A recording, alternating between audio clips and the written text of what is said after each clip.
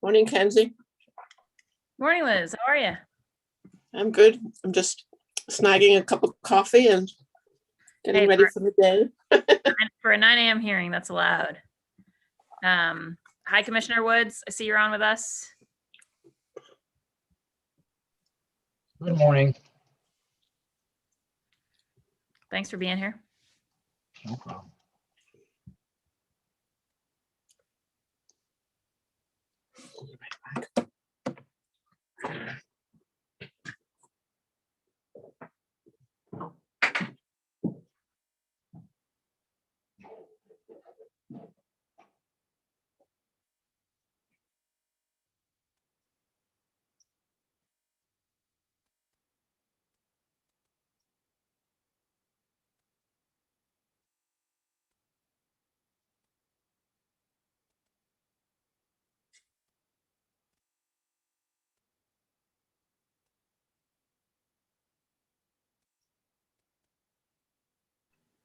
Good morning, everybody. Kamish, Kenzie, Ron, Michelle, Liz, Chief, Chantel. Good morning, Mr. Chair. Good to see everybody. Just bear with me 1 second as I try to we'll get started in just a moment, just a minute or two.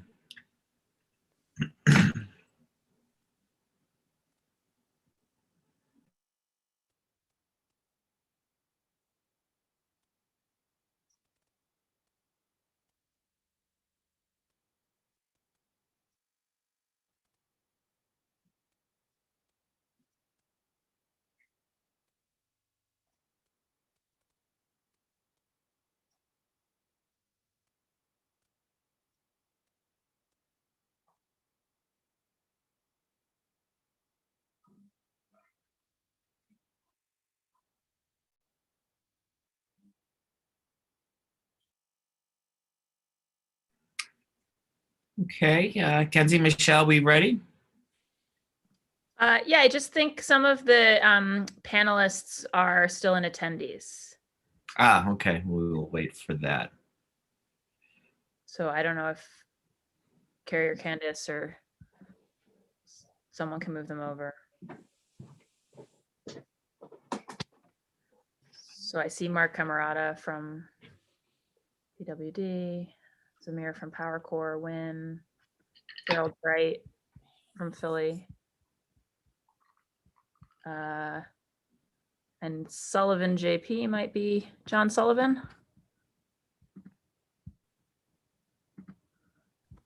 On my team also, there's Jasmine Oglesby, Ali Martinez, and Jacan Snipe.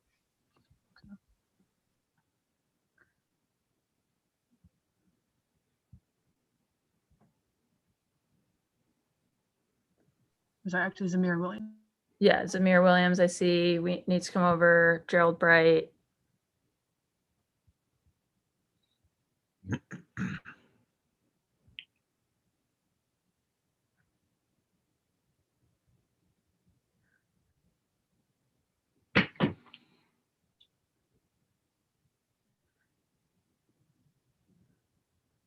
And then is Mark here from our Public Works Department?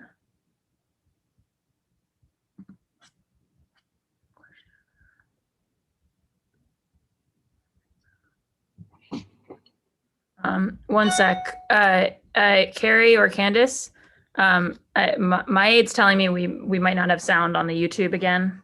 Yeah, I'm working to switch the link out now. Sorry about that. I think another 2 minutes we should be all set. Okay, great.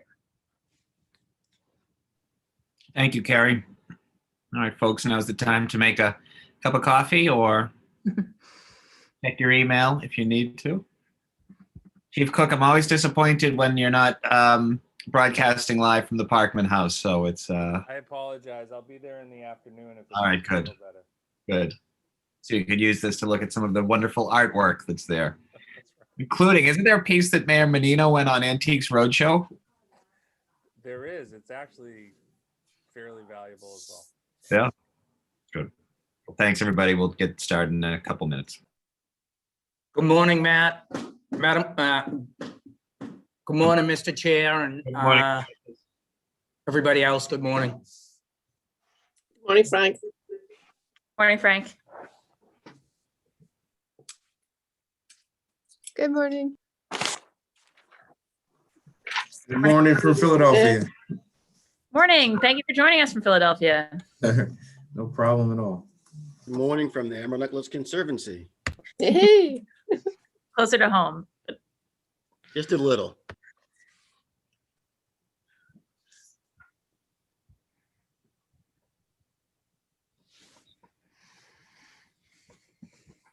And Wynn, nice to see you as well. Oh,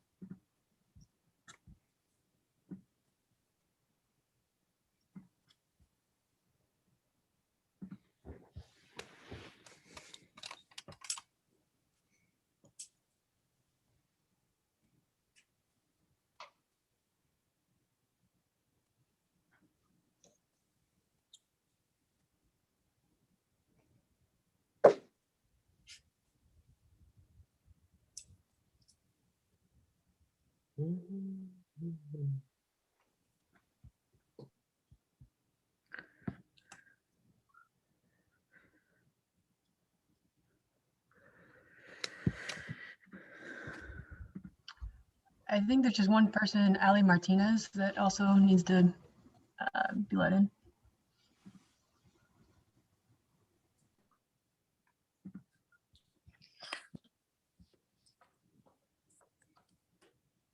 You might have her full first name, Alejandrina. there I go. Yeah. I'm here now. Hi.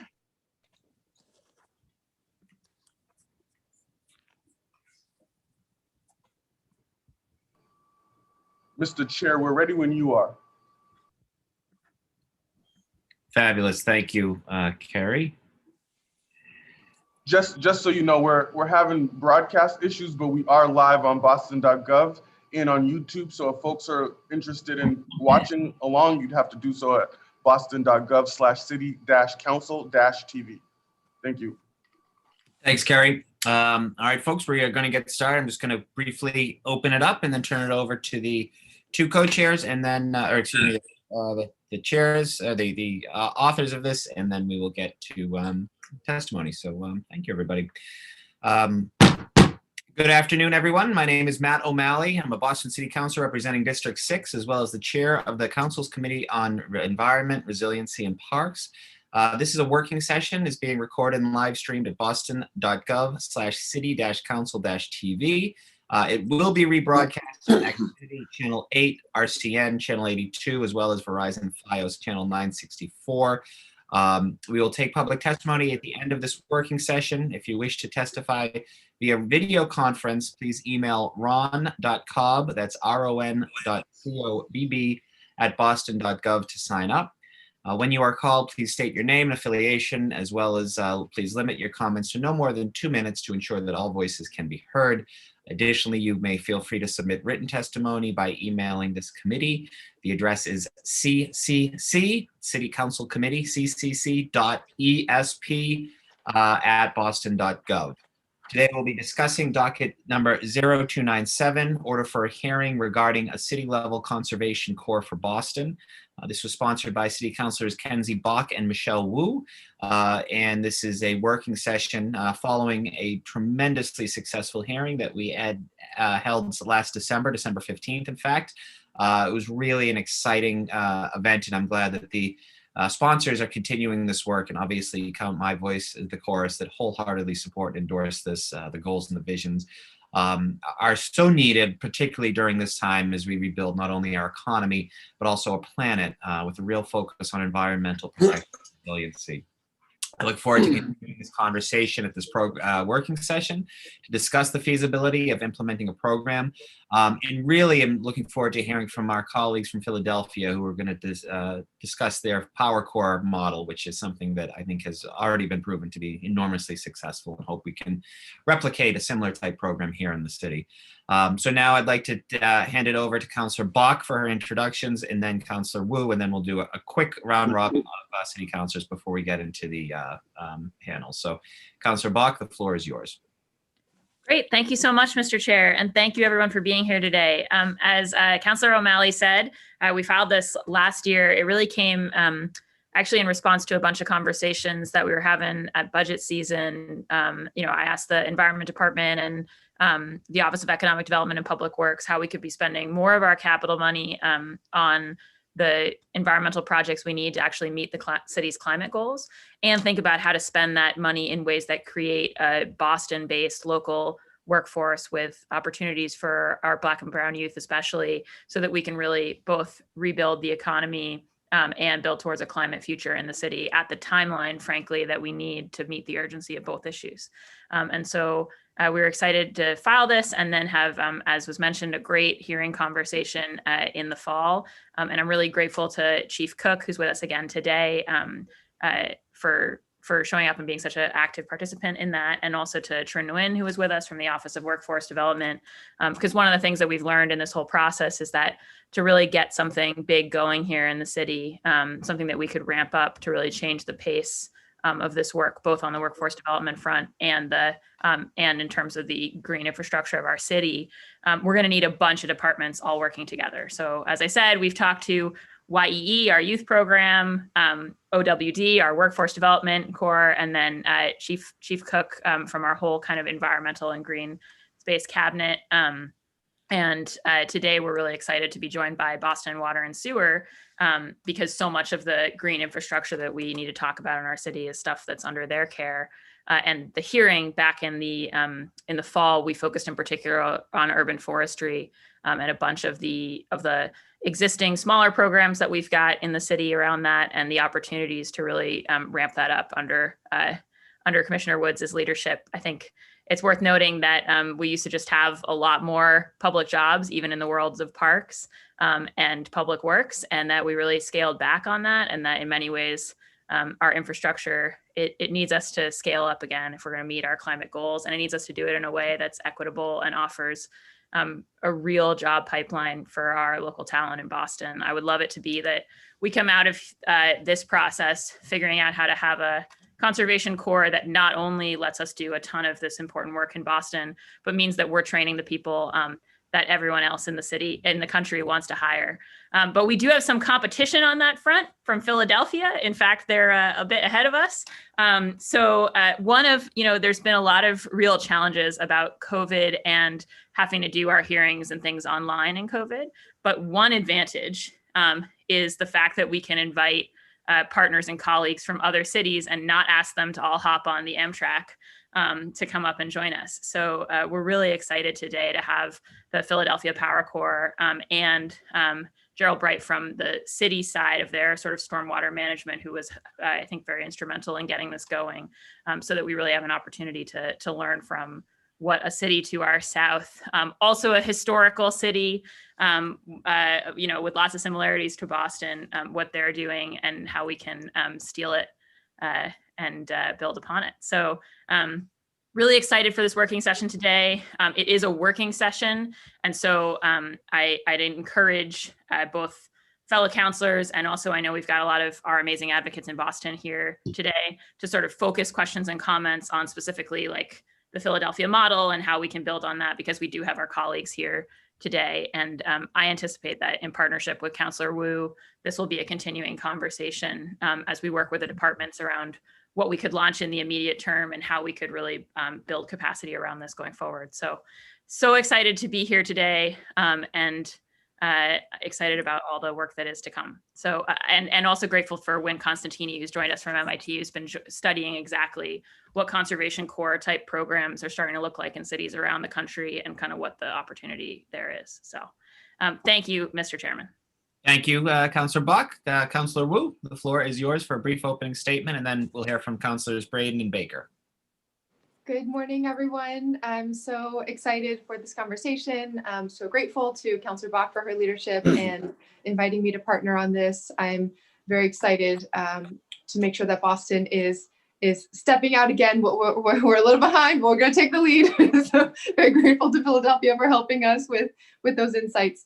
The pandemic and in this moment has really showed what communities, and particularly Black and Brown communities, have known all along, that the scale of our crises, even before COVID, is deep, and that they are so interconnected and interlinked. And so right now, as we're thinking about a recovery grounded in public health recovery, of course, and the vaccinations, in creating the healthiest, most resilient communities so that we will not be in this position again relative to a, knock on wood, potential future pandemics, the economic crisis, and how we are needing to strengthen workers who have been essential, and how fragile our economy has been for so many who continue to struggle to put food on the table because of working conditions and an economy that has not been fair and inclusive of everyone. And of course, our climate crisis and racial wealth gap, Boston's, I think, twin underlying challenges that are most urgent across every community. This program is really the embodiment of how we start to bring forward solutions that are just as interlinked and tackle all of these crises head on.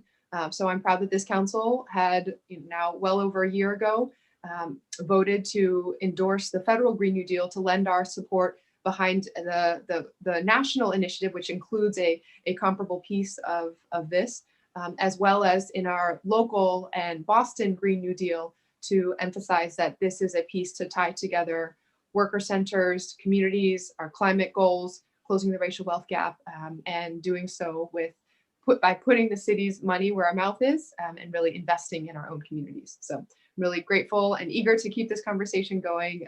Thrilled to be here today. Thank you, Councillor Wu. Councillor Braden, do you have a brief opening statement? Yes, very brief. I echo the sentiments of my two colleagues, Councillor Wu and Councillor Bach. I think this is a tremendous initiative. I'm looking forward to learning about how Philadelphia has been doing this. We don't need to reinvent the wheel. If there's a good model out there, we can see how we can adapt it to what we do in Boston. So I look forward to the conversation, and thank you. Thank you very much, Councillor Braden. Councillor Baker. Thank you, Mr. Chair, and also to the sponsors.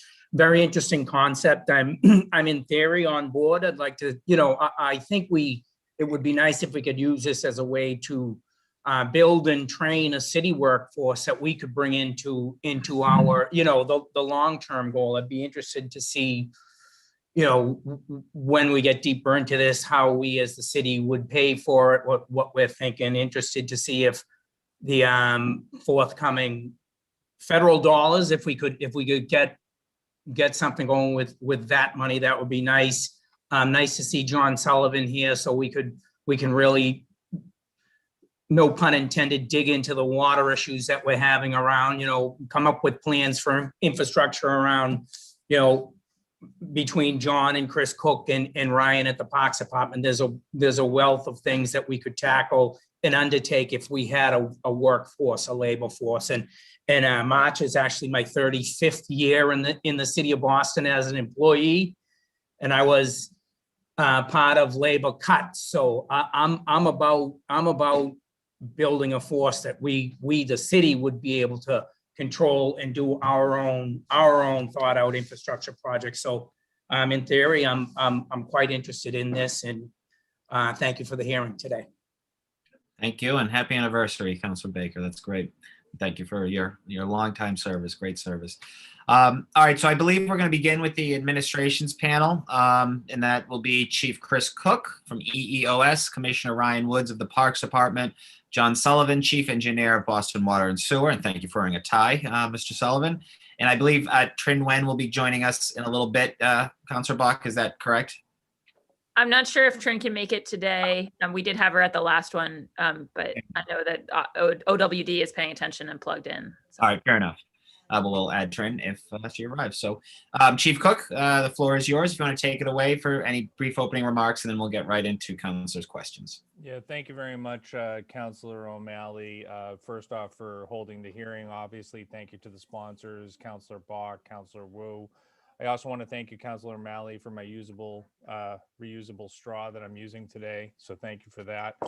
You know, we're here to learn. We're excited to learn from our colleagues in Philadelphia and really establish those connections between the Cradle of Liberty and the Liberty Bell, and strengthen our climate resilience as we learn these best practices. But I especially want to take this opportunity to thank the leadership of folks like Commissioner Woods at Boston Parks, who has put to work hundreds of people in the city of Boston with the budget that was given to us by the mayor and by the city council.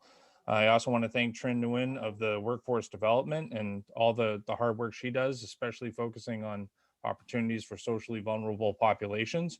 And, you know, we're joined again today by John Sullivan, the chief engineer of Boston Water and Sewer Commission, who has really been looking at the opportunities of expanding workforce while also providing resiliency and, you know, something that we really take for granted here in the city of Boston, clean, reliable water, you know, and a lot of cities across the country are really at a crisis point with their water supply, and Boston Water and Sewer Commission is best in class. And by the way, is often voted the best tasting water in the country. So that's no small feat in itself. You know, racism is a public health crisis, and the climate crisis puts our socially vulnerable populations and our populations of color even more at risk on top of that. But through crisis, there is always opportunity. So today, the administration is here to learn again from our colleagues. With that, I will just give the floor over to Ryan Woods for a bit of context. We discussed this at length at the last hearing, so we will be brief, but I want to give him a little bit of context of what we did last summer in response to pandemic and trying to create workforce opportunities for city kids. Commissioner? Thank you, Chief. This past summer, obviously being a unique summer for us, we were met with the challenge of we couldn't have a lot of our normal jobs with youth working indoors. So how do we put youth to work outdoors? And we went back to an old concept that, as I was growing up, was called the red shirts. And this year we called it blue shirts, as they wore blue shirts, that were out in the community. And they did park projects. Some of them were more engaged than others. Some days were more based on trash pickup and making sure that parks remain safe, welcoming, clean, just like the mission of the Parks Department. But throughout this whole summer program, we saw the excitement that kids like to work outdoors. They enjoyed being involved in the community. So I think it's a great idea to hear what our folks from Philadelphia have to say and how we could build this conservation core. The one missing link that we noticed we had this summer was that we did not have as many experts. Our supervisors were college-age kids that, you know, supervised the youth, had them in timesheets, made sure everyone was reporting each day, but they weren't really skilled enough to teach the lessons to the kids. You have great opportunities that we've seen through the Emerald Necklace Conservancy with Pat Alvarez, who I know is watching along today in Southwest Boston CDC, where groups do these projects, especially in our urban wild areas, where they learn skills such as rise over run. They put stuff that they're learning in school with outdoor in nature. And there's, for example, looking at what is a bioswale, learning about bioswales. How big does this bioswale have to be to retain the amount of water that's coming down? So the life skills and lessons, and that's something that we'd hope to grow. And in order to have that, we need more leaders, more supervisors that have those skills to teach these youth, get them excited, and give them that job readiness training so they want to continue in these type of fields. So I think we started off as a successful place this past summer, but there's definitely a lot of room to grow and a lot of potential.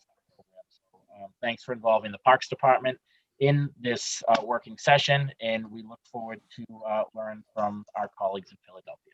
Thank you. So Counselor, you know, Trent will be joining us a little bit later, but John Sullivan, the Chief Engineer of Water and Sewer, I didn't know if you wanted to say any few words, John. Yeah, I want to first say I appreciate being invited. We need to be part of this. As you all recall, we have an obligation to do green infrastructure with a consent decree with the EPA and the federal court.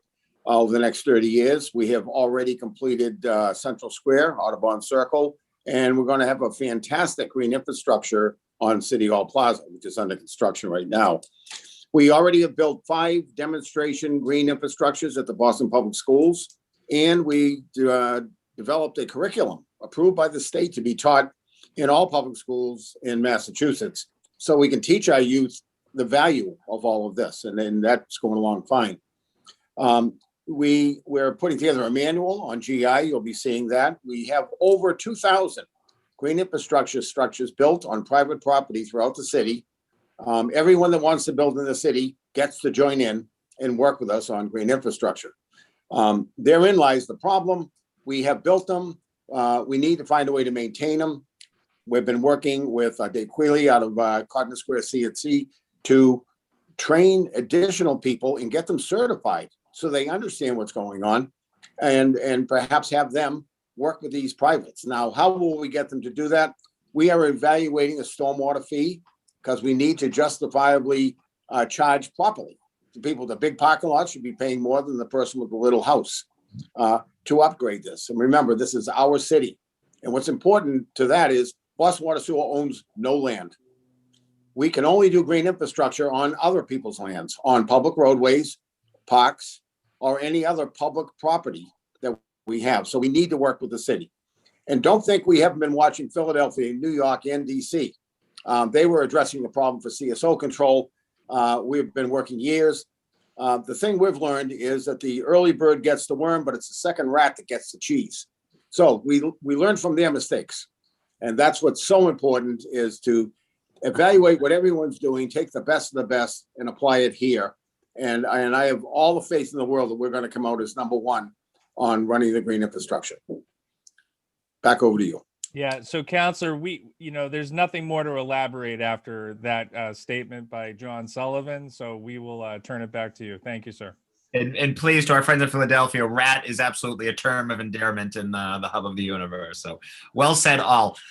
So given the fact that this is a working session, and had the pandemic not been happening, we would be sitting around a table in the Curly room right now. I'm going to try to foster as much of sort of that easy back and forth. So rather than doing a round robin set of questions from counselors after every panel, I'd now like to ask our colleagues from Philadelphia, Julia Hellengass and Gerald Bright, if they would give our presentation, and then maybe we can facilitate, more of a sort of a question and answer and less formalized conversation about this with folks from the administration, provided that's good with everybody. Also wanted to acknowledge Councillor Flynn has joined us as well from District 2. Welcome, Councillor Flynn. So Ms. Hellengass, Mr. Bright, would you like to, I believe you have a little bit of do you have a PowerPoint presentation or just? I have a short presentation. I can share my screen. Okay, great. Yep, there you go. Yep.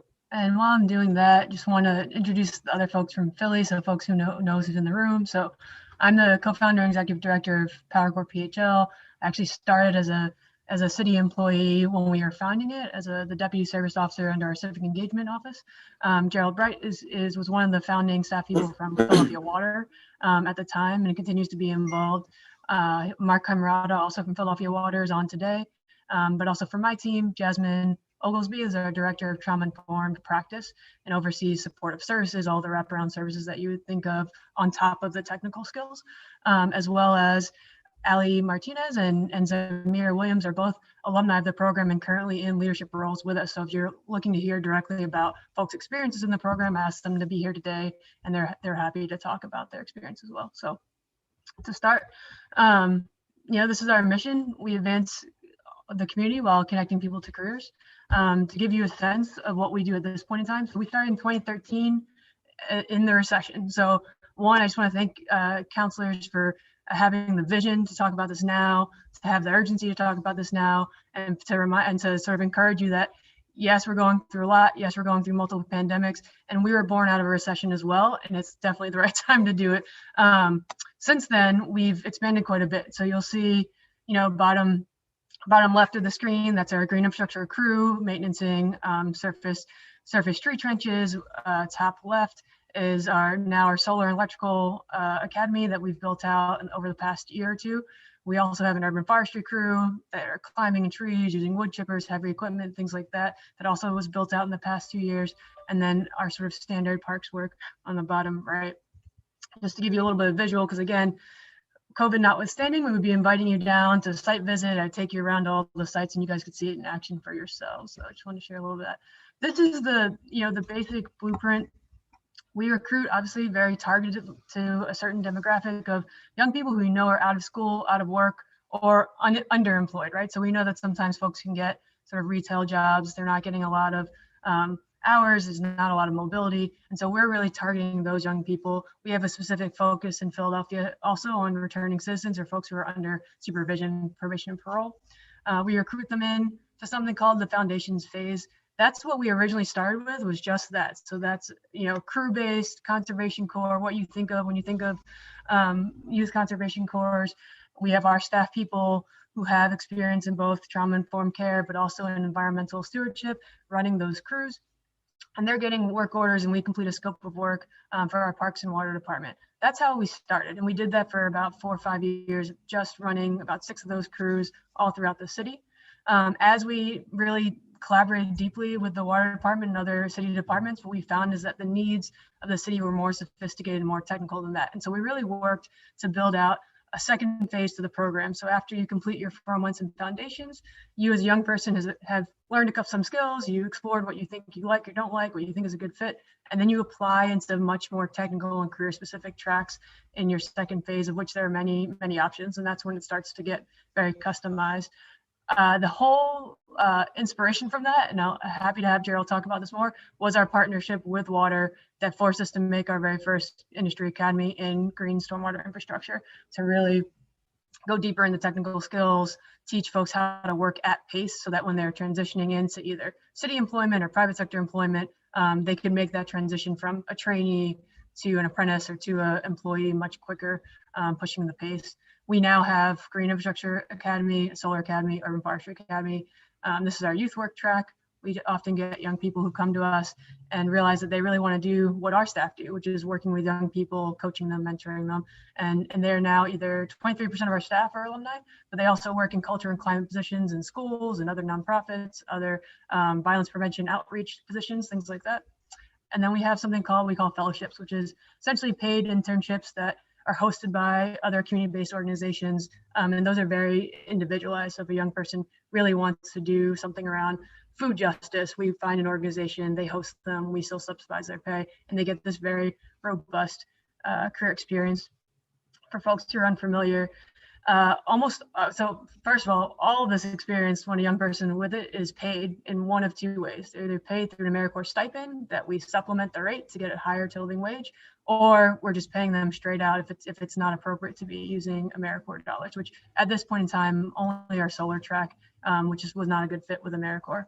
AmeriCorps offers a couple of great benefits. So you, as a young person, every time you complete a term, you unlock an education award that can be used within 7 years to any accredited post-secondary institution. So community colleges, 4-year institutions, trade schools, all of that. So that's just money in the bank that folks are earning through their service. But also, a couple of years ago, I worked with our civil service in Philadelphia to provide preference points for any AmeriCorps alum in recognition of their service to the city. So when they sit for those civil service tests, they can earn up to 5 additional preference points depending on how long they've served in AmeriCorps. It doesn't just have to be Powercore, any AmeriCorps, so City Year is included in that, any AmeriCorps program, but it's in recognition of their domestic and civil service, the same way that we recognize veterans, a little bit less in terms of preference point and scale. But that's something that, I can talk at another time about how we really had that conversation with civil service and talk that through. And then just stats on us. So, these are not quotas, but this is what our, the average of our demographics are. When I said we're doing targeted recruitment. So again, like 40% are parents, young parents, both men and women. And so really when you're paying people for their time, you're impacting not the individual, but that whole family unit as well. And these are our tenants. So we specifically recruit untapped talent. We work directly with employers. In many cases, those employers are the city themselves, city departments themselves. Sometimes they're not. We do quite a bit of work with private contractors as well. We pay people for their time while they're in training and work experiences. And our goal is to get people into high quality jobs so that they can continue to move forward with their careers. And that we strongly believe that you can help young people and individuals through helping the community at large. Finally, this is a little bit more about those industry academies that I spoke about, and I can send these slides afterwards as well. Like I said, very directly co-developed with Philadelphia Water Department. I'll move it to Gerald in a second, and then refined through industry groups and private sector contractors and feedback as that landscape has evolved. We've also evolved with that. Same with urban forestry, co-developed with our Parks Department as well as Bartlett Trees, really addressing some job quality issues in landscaping that tends to be seasonal. And then same with solar and electrical. Some stats of ours, like I said, we very strongly believe that we are addressing racial equity, wealth gap, unemployment, gun violence, and climate issues at the same time. We braid everything that we do together with those goals in mind to maximize the co-benefits. So we get quite a bit of city funding, of state funding, of federal funding, and our model is to amplify as much impact as possible with each dollar. And so these are some of our stats. And I'd say that for recidivism, just to put that in context for folks, in Philadelphia, the average recidivism rate is 45%. Our in-program recidivism rate is 3%, and 1 year post is still only 8%. Obviously, you want that lower, but when you compare that to what we're seeing for someone not involved in Powercore at all, that's about 45%. Again, COVID, it was hard when it first hit, and then we really were able to pivot and figure it out. A big part of that, I think you guys acknowledge, is because most of our work is outdoor and hands-on, we're able to socially distance and be safe in ways that are easier for us to sort of operationalize. We moved all classroom based training to virtual to Zoom, but we're able to continue our hands-on training almost without a hitch, after figuring out really what was going on with the country after a couple months. And we continue to do that now, and we're very proud that we've had zero community spread within the program based on our safety protocols, based on how we're monitoring the situation and taking care of that. So I'll end the presentation now, and really would like Gerald to add more color, especially to our work with you guys, and then we can sort of open it up a little bit more. All right, thanks, Julia. That was great. And I'll jump in with some specifics to water's involvement, but I'll introduce myself briefly. So I'm Gerald Bright. I'm an administrative scientist and with the Water Department, and I serve as the Assistant Operations Director of our Green Stormwater Operations Unit. So we, again, were an early adopter of Powercore. As Julia mentioned, in 2013, we were very much so a small program. At that time, there may have been 5 administrative professionals, scientists, engineers, such as myself, with a handful of contractors. And at that time, we had about 400 stormwater management practices in the right-of-way or in off right-of-way settings, parks, so on and so forth. So again, being to some extent understaffed and in many regards under-resourced, we thought Powercore would be a great way to supplement our workforce for maintenance. So where we started, we knew that the skill level would be a challenge, training would be a challenge. So we made full commitment to training. And as we trained Powercore fellows, how we wanted them to maintain our green stormwater infrastructure practices, we really coined a term which we refer to as aesthetic maintenance, right? So being an urban city, trash, litter, debris, it is an eyesore, but if you put it in the context of green infrastructure, you're talking about clogging inlets, clogging overflow structures. So, what we really trained them to do is, or we trained them as if they were aesthetic maintenance technicians. So some could call it picking up trash or just removing debris. But again, I think that gave them that hands-on experience of working, although at a lower skill level, working directly in the GSI systems. Along the way, they were taught, trained how the systems were actually working. So after a while, they became fully immersed. They really bought into the fact that they were helping to maintain GSI systems, keeping them in operation. And many of them, being from Philadelphia, they were working in their neighborhoods at GI that was in their neighborhood. So they really bought into it. And that was huge for us, again, because we were supplementing our small workforce at the time. So as years went on, Julia mentioned how Powercore they worked with us, and they really did a great job, I think, in developing the industrial academies. But at the same time they were doing that, we were working again to continue supplementing our workforce.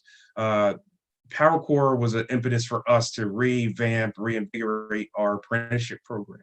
At the time, our apprenticeship program, most of them worked as technicians in plants, instrumentation technicians, but we had some key staff here at Water and Powercore as well that really pushed us to take a second look at workforce development, our apprenticeship program, and from there we began taking those very talented candidates from Powercore and bringing them in as apprentices. And that allowed us to, supplement again our in-house maintenance staff. Within a year or so, we actually started to work on our job specifications. So we made some modifications to our grounds and facility workers specification, which essentially is landscaping, but more so at Water was used for facilities maintenance. So as Julie mentioned, her work with civil service to get AmeriCorps members some additional credits, additional points on the exams, we worked in a similar fashion to make sure that we could get Powercore apprentices, from Powercore, allow that experience to make them eligible for the grounds and facility maintenance worker series.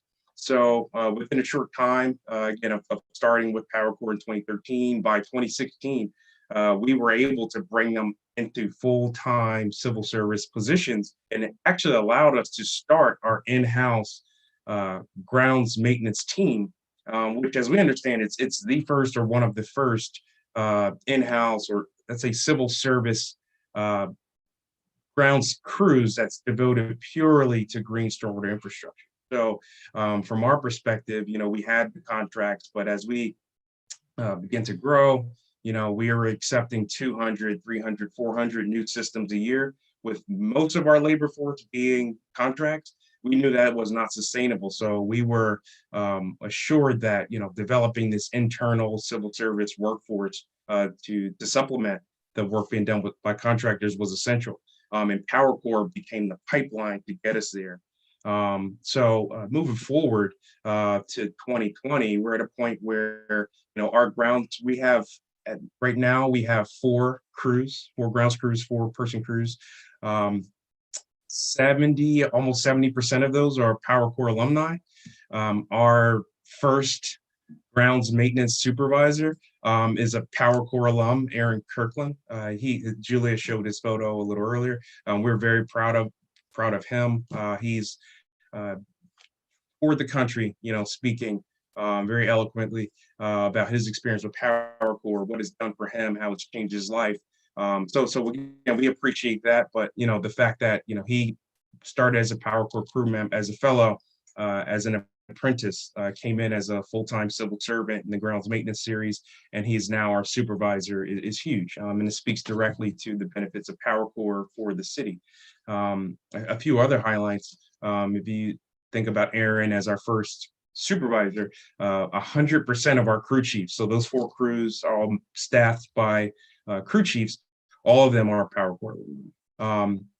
So some of more of the highlights that I could speak to, in the beginning, we started with what we called aesthetic maintenance, which essentially did boil down to trash, debris removal. There were some aspects of maybe light pruning that we started to introduce, but we over time were able to teach additional skills. Again, as Julia spoke to the Industrial Academy, once we were able to work with those folks and they had that sense of permanence and they got additional training, we were able to kind of ramp up the work that we were able to give to them.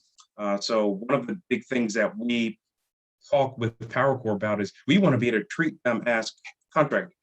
That includes, data record keeping, being able to work within our work order management system, right? So we gave them the responsibility. They met the challenge, and with that Industrial Academy, they began to move from aesthetic maintenance to actually full responsibility for surface maintenance, as we call it, at our vegetated systems, And right now, about 80% of our tree trenches citywide, which, we have about 400 to 500 tree trenches citywide. So they are totally the responsibility of Powercore. So if you can imagine, within 7 short years, going from aesthetic maintenance and essentially, removing trash, litter, debris, short dumping, to taking full scale responsibility for surface maintenance. So, they've got their trucks, they've got trailers, they're grabbing their own mulch, they're taking the debris and disposing off site. I mean, they are essentially working as contractors for the water department, which another benefit, again, as I spoke to, the pipeline for our workforce development initiatives. We are able to grab some apprentices and candidates from some of our industrial trade academies here in the city. We have an agriculture school here in the city, but as I spoke to you earlier, right now, 60–70% of our staff are coming from Powercore. So they are the main kind of asset in that workforce development pipeline. So I would say it's been nothing but a success story for the water department. Again, I think as an early adopter, we learned a lot, but it came at a critical time for us. Again, as we were increasing the number of our green infrastructure assets and did not have a lot of resources, it was the perfect timing to bring in Powercore. But now since we've transitioned to developing more resources, Powercore, I think, is once we really got into the industrial academy, it was that thing that allowed us to begin to do things like match skill level to task, right? So if you can imagine, before Powercore, we may have been paying these contractors at 30, 40, 50 an hour to go and pick up that trash and remove that debris.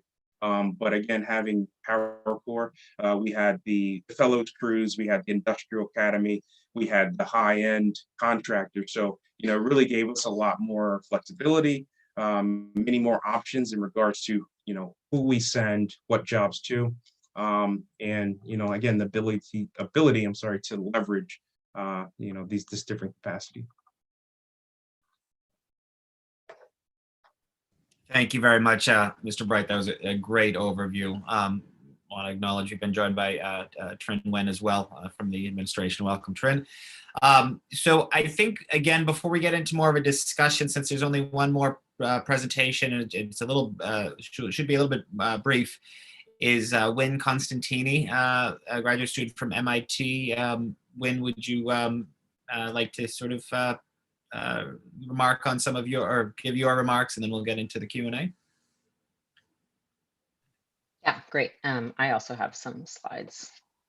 Great. Are you, Carrie, could you make sure that Wynn can share their screen? Yeah, I think. Thanks. Great. Cool. Okay, so I'm Wynn Costantini. I'm a graduate student at MIT Department of Urban Studies and Planning. And the research I'm working on is really aiming to contribute to the program design and program design process for this future core in a way that aligns Boston's climate, economic, and racial justice goals within the larger context of a Boston Green New Deal.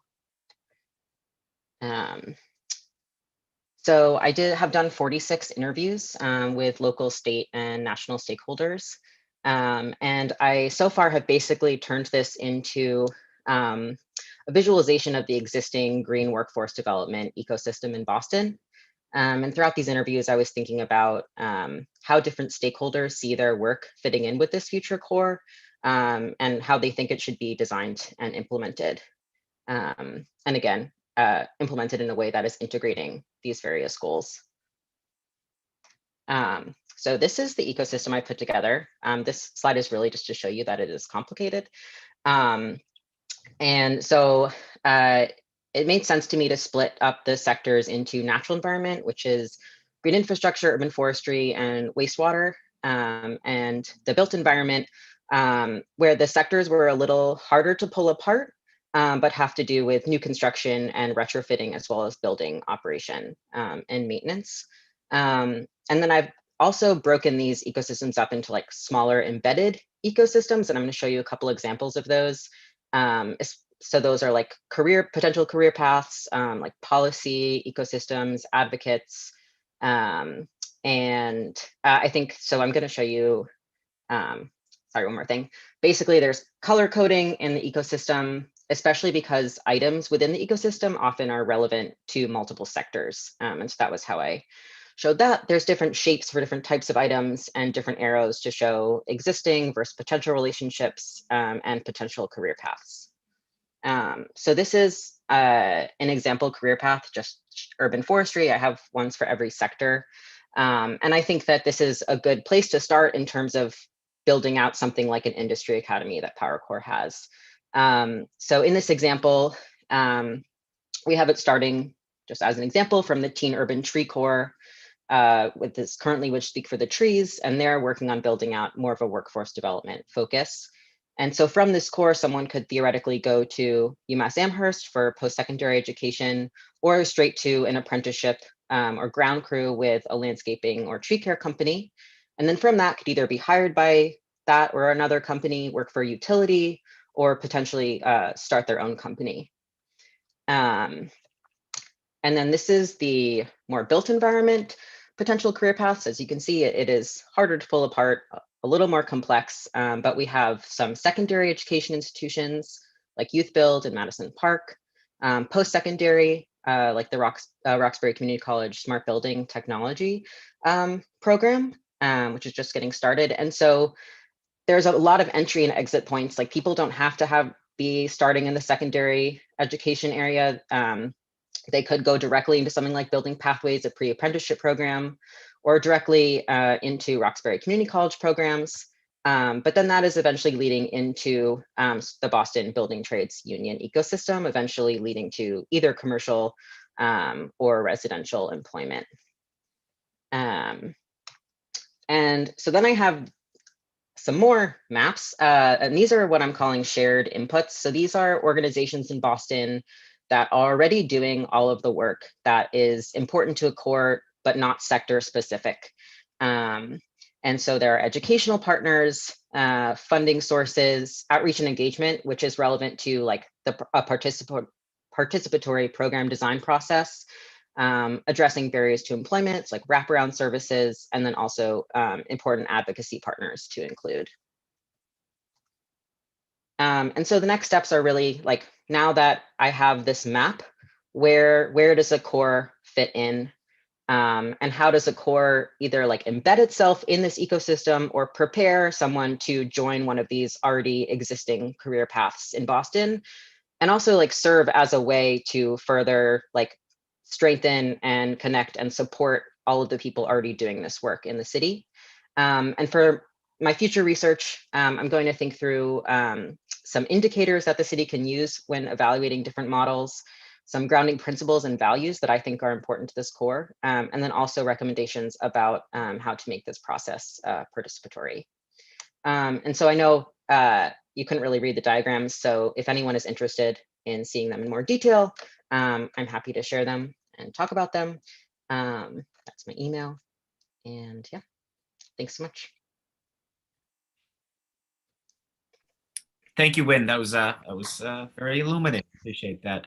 All right. So again, this is going to be less of a formalized hearing where we sort of go back and forth. I really want us to foster a great conversation. It's a complicated issue, but incredibly worthwhile issue. And the mere fact that 76ers and Celtics fans are coming together on this, I think shows how important and momentous this day is. So Kenzie, I'm going to turn it over to you and then Michelle, just to sort of, begin the conversation. Again, you can ask anyone and feel free, the panelists as well, and the folks participating who aren't counselors, if you have further questions or need some, ideas, please feel free. This is an open conversation and it's my job just to hopefully help facilitate it as best as we can. So Kenzie, the floor is yours.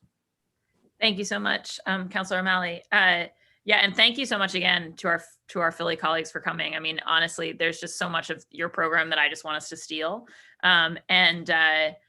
And especially because of how it's dealing with, one of the problems that me and my staff have encountered as we've thought through this, it's somewhat reflected in Wynn's diagrams of just the complexity of the landscape. And also the fact that we want to create we want to create a program that is creating multiple avenues for young people based on kind of their interests and aptitudes, right? So I think like realizing, like to Councilor Baker's point, I'm very interested in how we can have this lead to city employment and building up a city workforce, but that can't be the only thing, because we won't be able to employ as many people on the city budget side as I think we need to be doing this work, right? And then and also, frankly, especially when it comes to building retrofits, but other things as well, we as a city are aiming to create a private market for this work as well through our sort of regulatory actions. And I think part of the goal is, if we're going to require people to do a lot of retrofitting work, let's also at the same time support an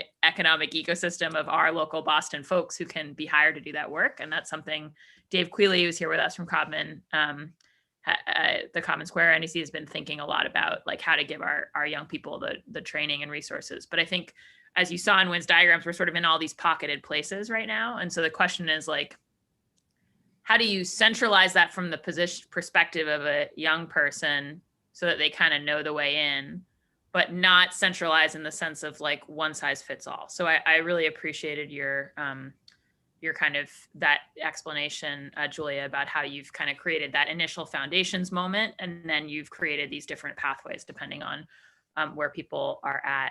I wondered if you or Gerald could talk a little bit about, in terms of those next steps, like that folks take, like for instance, on the apprenticeship side. I mean, have you partnered with the unions, or is that what we're talking about when we're talking about apprenticeships? On the internal side, Gerald, so you've ramped up, are those are the folks on your foreground crews, what I understood they're all city employees, right? And you're sort of and I think I want to highlight for people, I think John Sullivan mentioned this, but one of the big things with green infrastructure is that with gray infrastructure, we used to have a lot of stuff that we set and forget for 40 years, right? And with green infrastructure, we need people to actually maintain it. And instead of asking his and Commissioner Wood's folks to do more and more with less, like we need to give them more in terms of staff. So I think that kind of a path's appealing to me. I wonder if you could speak a bit about how that transition kind of went. And also it sounded to me like maybe Powercore started actually as a city, like internal to the city. And so if you could talk about why sort of you pulled the initial training out of the city ultimately, and it sounds like it's operating on an MOU, just a little bit of more of like those structural points, and then details about your partnership with unions and others in the apprenticeship program would be great. So Julia, I guess I could take the first piece if you wanted to. Okay, so and Kinsey, thank you. One of the things I loved hearing was that you acknowledged that kind of nuance with green and gray. Gray, you can set it and forget it. With green, you can't. And that was something that struck us immediately. And it was something that we really had to work with the department internally to develop these additional resources for green, because this was I used to say this was the one thing we built that has to be pretty. It's in the public right of way, and on a more serious note, is something that has to be maintained right of way. Immediately as soon as it's constructed. So that need to develop resources quickly was very important to us, because we recognize that. So I think in the beginning, I spoke to our apprenticeship program. I think at the time it was fledgling, and it was used mostly to support instrumentation techs in our plants. It took some convincing, and we had a lot of passionate people here at Water, to make sure we were retaining Powercore. So in the beginning, we used them to supplement the work that was being done by contractors. But one of the issues that we ran into is that we were working with cohorts. So I forget, Julia, forgive me, I think they were 6-month cohorts, if not 8. But one of the issues with the cohorts was that you have to retrain and retool as those cohorts move on. They may move on to employment. Some may stay. They may be placed in employment. Some may stay. Some may be promoted to crew leaders. But that need to continue retraining and each cohort as they came through It did kind of weigh on us from to some regard because again, the consistency that you want if you're going to have a crew that goes to the same place every time that does it the same way, you're going to keep starting from scratch. So that was, I think, some of the driver, partially from our end behind the that want for something greater from Powercore, which became the Industrial Academy. But on our end, we realized that we had to be able to retain the Powercore talent in whatever way possible, which became the apprenticeship program. From their work they were doing with Powercore for us, they wouldn't have met eligibility standards for any of the civil service titles that we had at the time, which is why on the back end we started working to make sure that if we were able to get a Powercore apprentice, that apprenticeship will qualify as the necessary or prerequisite training for the grounds and facilities maintenance series. So a lot of this, we jumped over one hurdle and looked to prepared to jump over the next until we were able to get it all working. But you asked a few questions here, so you could stop me and ask again if I didn't address anything. But I guess the last thing I'll speak to is our in-house grounds maintenance crew. I think that green infrastructure is so specialized at this point. We recognize the need to have someone who's coming in with experience. Unfortunately, there's not a lot of experience to be had outside of perhaps working with landscaping crews in a private sector who also specialize in green infrastructure, but it's very much so a niche market. We have tried to pull people off the street, so to say, with general experience, landscaping experience, and it does take a while to kind of introduce them to the nuances of maintaining green infrastructure. And that's where we've seen Powercore being such a successful model, because by the time they've come to us, with hopes of a permanent civil service title, they've been working at least maybe a year with Powercore, another almost a year in apprenticeship. So you're talking at least a year and a half of experience with green infrastructure. I can speak to our contractors. So we have a core group of contractors. We've been working some as long as 10 years, same contractors.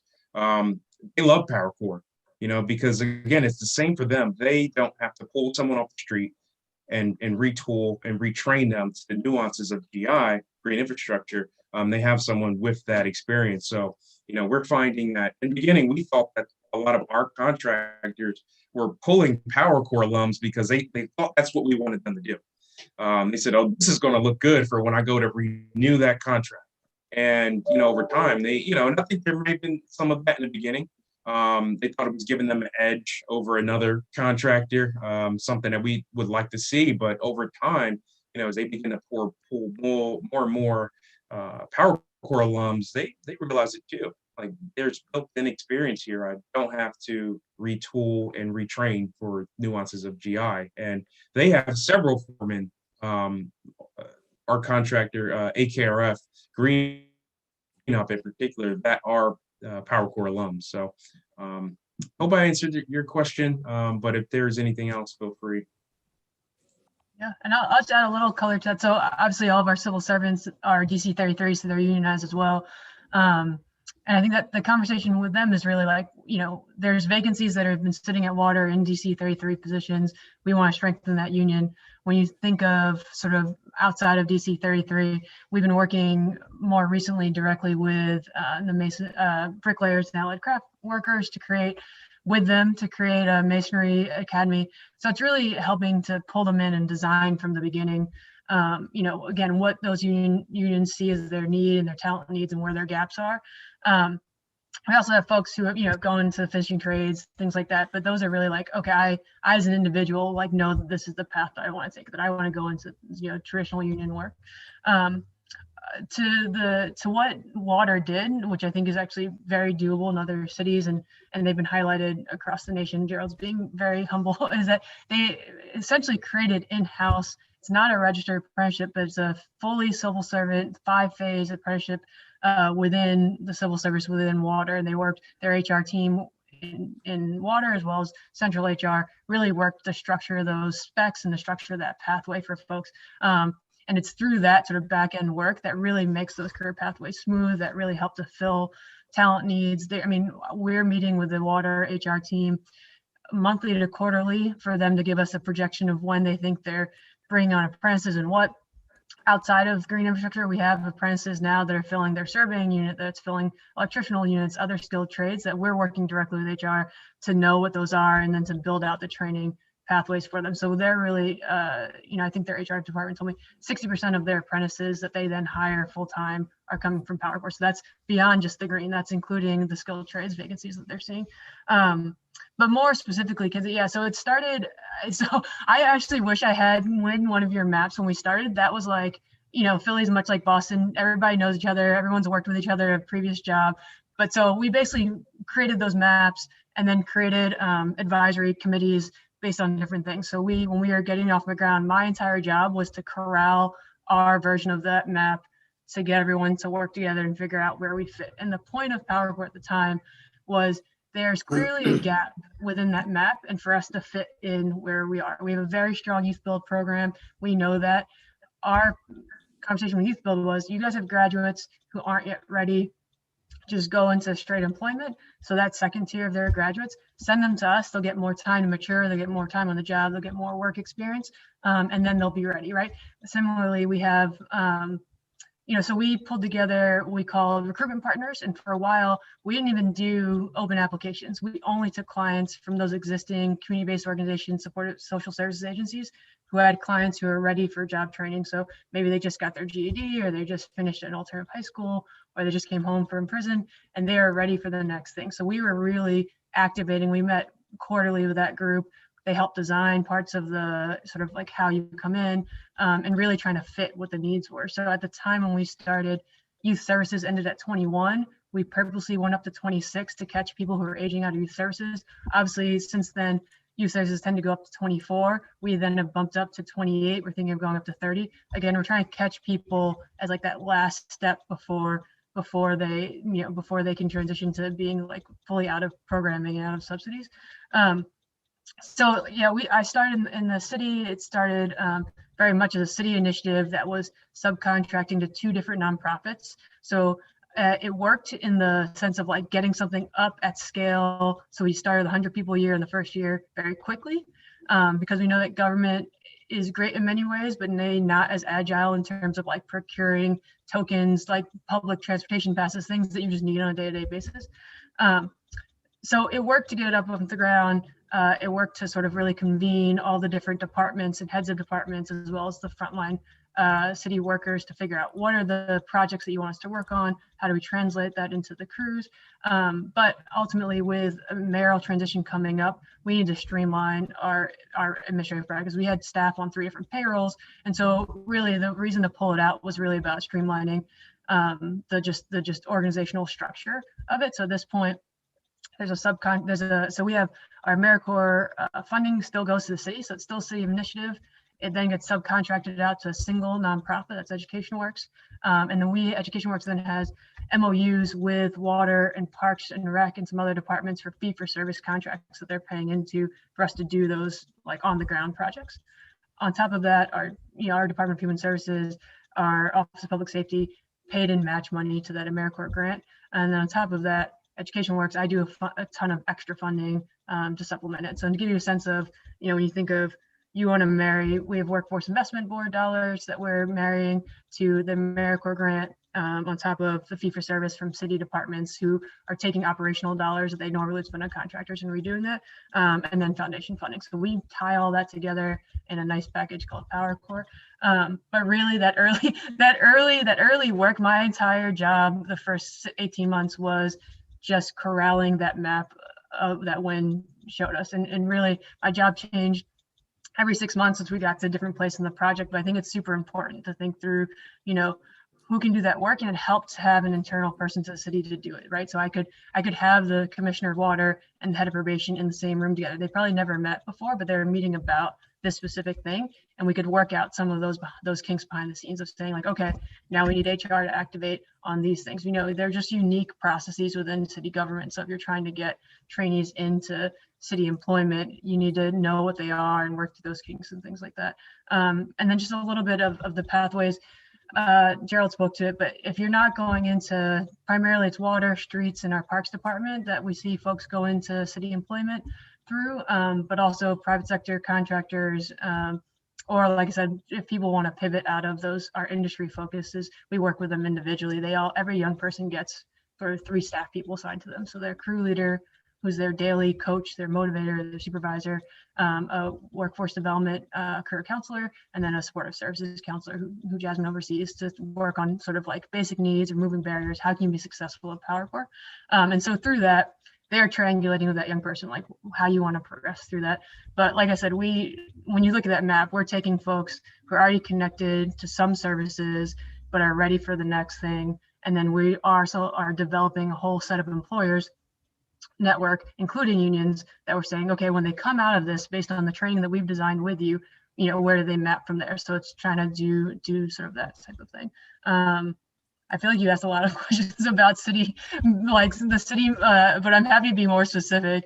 But yeah, I think it's definitely, as you're getting this off the ground, think through the stakeholder committees that you're going to need to have those conversations with, to have that process with, to work through some of those things. And I'd say that there's a nice test case in Buffalo that we're actually on contract right now with Buffalo Sewer Authority to help them work through with technical assistance what that all looks like there. So I think that I am happy to put you in touch with Paul Harris over there to talk through like what they just started this in January. So what their experiences are like to start working through some of those city processes. Great. Thank you so much. That's definitely my time used up. I have a million more questions, but I know there's lots of folks here. I really appreciate all of that detail. I think it's the detail that's going to enable us to do something like what you've done. And I just want to highlight that I appreciate you referenced just now the sort of wraparound services you provide to support the young people, because it's all for naught if people don't actually move forward right on these pathways. That's the piece we're really trying to achieve. So thank you, Mr. Chairman, and thank you for your indulgence. Of course, thank you. Councillor Wu? Thank you very much. It's really exciting to be able to get into the weeds a little bit. I want to zoom out just for my question. We've heard now about some mappings that have already been done, which was amazing. I want to have that flow chart and all those arrows about the various pieces and how to convene all different potential stakeholders. I'm just curious, if we were just to try to really simplify things, what are kind of the first 1, 2, maybe 3 steps that you would recommend Boston does now? Like, is it to identify the funding? Is it to really sort of convene within City Hall, the core group that's going to be sort of at the center of the public side of things? Is it to start the external stakeholder conversations? Curious what you would sort of prioritize in terms of big picture first steps. Yeah, I think you named them all, Counselor. So I think definitely getting the internal city working group up and running to start to spec what are those projects that you'd want trainee crews like this to operate on, and start to work through what that scope could look like, and what needs and other information internal to city you need to have those crews be operational on city projects. I think that's one. I think 2, to your point about sourcing and funding, really looking at what are the opportunities to either bring an AmeriCorps grant to the city of Boston, or to work with a local nonprofit that potentially already has an AmeriCorps grant that they could add on to. So I think really identifying that will give you some core funding to then add on to and really have a robust sort of like package of resources. So I would say that those 2 are, I would say, are the first 2 steps. And then concurrently, thinking through, are there local adaptations in terms of targeted recruitment demographics? Are there sort of, like what are the very specifics to Boston in terms of getting the word out and how you would recruit folks in, and what your focus might be? So for example, in Buffalo, it's from 2 very specific neighborhoods. And so in Boston, you might you might identify that to be a certain age range or whatever it is. And then, start to, I'd say the third thing is just to really start to focus on how you get the word out into those communities. That we found in the pandemic, at this point, we have over 600 alumni. We get a lot of applications through word of mouth through our alumni, but even in the pandemic, recruitment has been very hard across the board in Philadelphia. And so I think really making sure that you're getting connections into where you want to target your recruitment, I would say, which is your third step. Thank you. Does anyone else have any other ideas on that front? I mean, I'll just reinforce the champions, right? I mean, you need you need folks like Gerald and Julia, those that are going to be really persistent. I mean, it's a hard program, right? I mean, there's barriers throughout. There's, you're going to have some issues, but these folks just provided relentlessness, persistence, and just phenomenal mentoring. So, you can put all the logistics together, but if you don't have key people in key places to ensure its success, then it won't be successful. So you really just need you need some champions throughout, not just the city government, but the whole process. And again, a lot of credit to Gerald and what he did for just empowering and inspiring this the folks that he was working with to see the bigger picture. So it just takes good people to make great programs successful. Thank you. And then just for our beloved city folks and quasi-city folks, how does that map onto how you are thinking about it already? Maybe, existing types of working groups or structures that you think might be appropriate to match up with this, or any other thoughts, just given what our advisors have said? Yeah, thanks, Counselor. I think for that answer, I'll defer to Trent in the Office of Workforce Development, just because she already has existing programs, so she can talk about either scaffolding up or creating a new system. Thank you. First, I want to say I apologize for being late. I had to attend this meeting at 9 o'clock. So one, I want to thank Councillor Bach and Councillor O'Malley for continuing to do this work. Councillor Wu, you all have been doing this work for quite some time. Forgive me if I have left any other councillors out because my screen is very limited. I want to also acknowledge Councillor Baker, who is on here. He's one of our trustees for the Neighborhoods Jobs Trust. And he has been really supportive of our City Academy work and many programs that are intertwined with the green infrastructure, clean energy industry as well. Gerald, Julia, and Nguyen, oh my gosh, I feel like I can have like another PhD listening and learning from all of you. Your expertise is just immense. And as much as I say that I've been studying and examining this field for the last 15 years, there's always something new to learn because of the new technology landscape and the way things have changed. And now with this remote learning and technology, that's going to change as well. But I want to just briefly highlight some of the work that we've been doing in the city of Boston with our partners. And forgive me if I'm leaving some major partners and efforts out just because of time's sake, but happy to follow up. So a couple of quick things that we have been working with the Boston Building Trades for the last 10 to 12 years on racially diversifying their workforce. And within the trades, I think people don't market it enough, but within each trades, they have a particular green efficiency technology component, which they retrain their members consistently. So those certifications are embedded in their training modules. I don't think we think about it or talk about it so much, but once you get into the weeds, they do have existing infrastructures already. So we have built pre-apprenticeships and apprenticeship programs around that.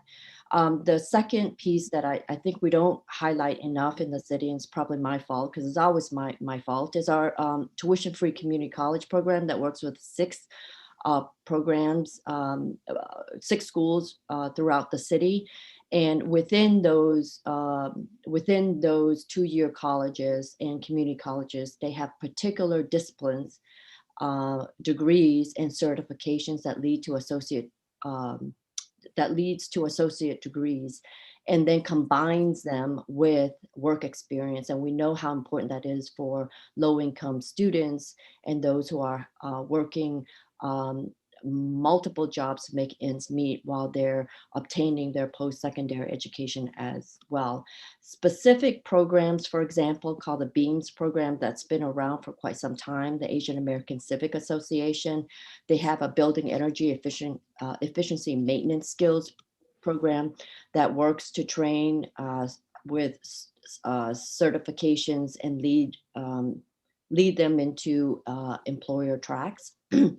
The Roxbury Community College Center for Smart Building Technology have worked to launch it with Youth Build and our Greater Boston American Apprenticeship Initiatives, which really works with students of color, high school students, to provide them with certifications and into career pathways in the smart building technology infrastructure. Also here that our rock star is Codman Square NDC Green Infrastructure Program. There are great partners within the ecosystem in the city of Boston that we can definitely optimize, and learning from all the partners, from Gerald, Julia, and Nguyen. I mean, the key is to integrate some of these best practices so that we can go to scale.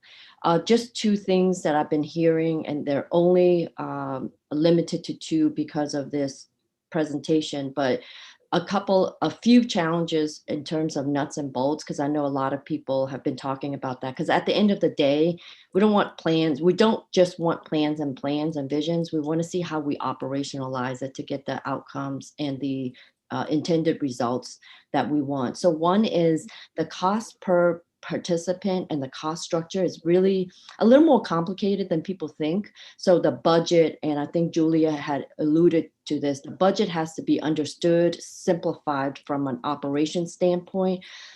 We do have various AmeriCorps programs, and sometimes they don't work well because of the restrictions. So having unrestricted funds to cover gaps so that partners who are really good at what they're doing can do their job, so that they can focus on less administrative burden and more on the program participants and their skill set. And I can say more about the budget piece a little later offline. The second piece that we all know that's an elephant in the room is that employers, we can't do, what's the use of workforce training and certifications and all this hard work that students get into if they don't have a good paying job with a career pathway at the end of the day. And so I see my colleague here, John Sullivan from the Boston Water and Sewer, for example. I mean, they have been an instrumental partner in hiring from our City Academy program. It doesn't necessarily focus on green infrastructure or clean energy, but it does have components of best practices that we can integrate into the field.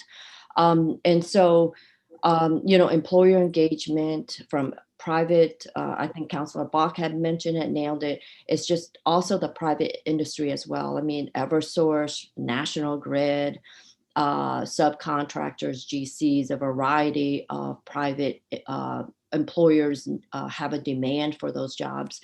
The public sector, not just city, but we have to also look at the state and the federal government as well. The state MassDOT is a very engaged employer of ours to hire our graduates.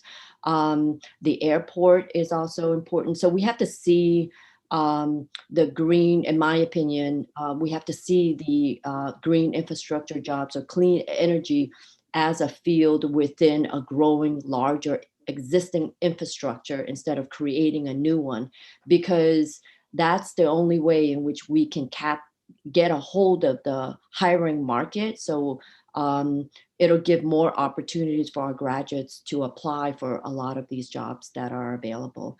I think I'm talking too much. It's just a little bit of my thoughts and hearing from you all. Love to answer additional questions offline and follow up with the work. Thank you. Thank you, Trent. Councilor Wu, do you have more questions? No, I'm good. I just want to say I'm good. Thank you so much for that. Perfect. And we're going to go to Councilor Braden in a minute for because she was next. But Councilor Baker, do you have a quick question for Trent? I did, Trent. Thank you for touching on the budget aspect of it, because that's what the devil is in the details. If we could figure out a budget, but I just had one question, and I'm sorry if I missed it. The industry academies, are those city run or are those nonprofits? Those are city run because. Oh no, I was talking to Philadelphia. I'm sorry. The city subcontracts with a nonprofit to run it, but they are designed. 2 of the 3 are designed directly with city departments, so they're on city projects. Yeah. Okay. So that's all a nonprofit thing. They're not in city buildings or anything like that. That's totally funded, but funded by the city with the nonprofits. Right. Yep. Okay. Thank you. Thanks, Councilor Baker. We'll come back to you after Councilor Braden. But Councilor Braden, the floor is now yours. Thank you. This is a lot of information to digest. Thank you all for your presentations. I'm curious about the returning citizens aspect. Is there a pathway to? I'm really impressed with the recidivism. I can never say that. Recidivism rates and how impressive those numbers are. In terms of long-term employment, what's your success with those returning citizens going out into other jobs, or do they stay within city jobs? Yeah, I would say, so at the point that people are graduating out of Powercore, there's no difference whether you have a record or not in terms of your success. So at the point that you graduate, we're seeing similar outcomes across the board. Frankly, we have folks who are still in the water department 6-7 years later. They've been promoted up through the system. They're, now a full-on electrician 1 within the civil service at the water treatment plant. Folks are staying in their jobs. In some cases, obviously, they're switching careers. So they may have been a contractor for 2 years and then are ready to change it up.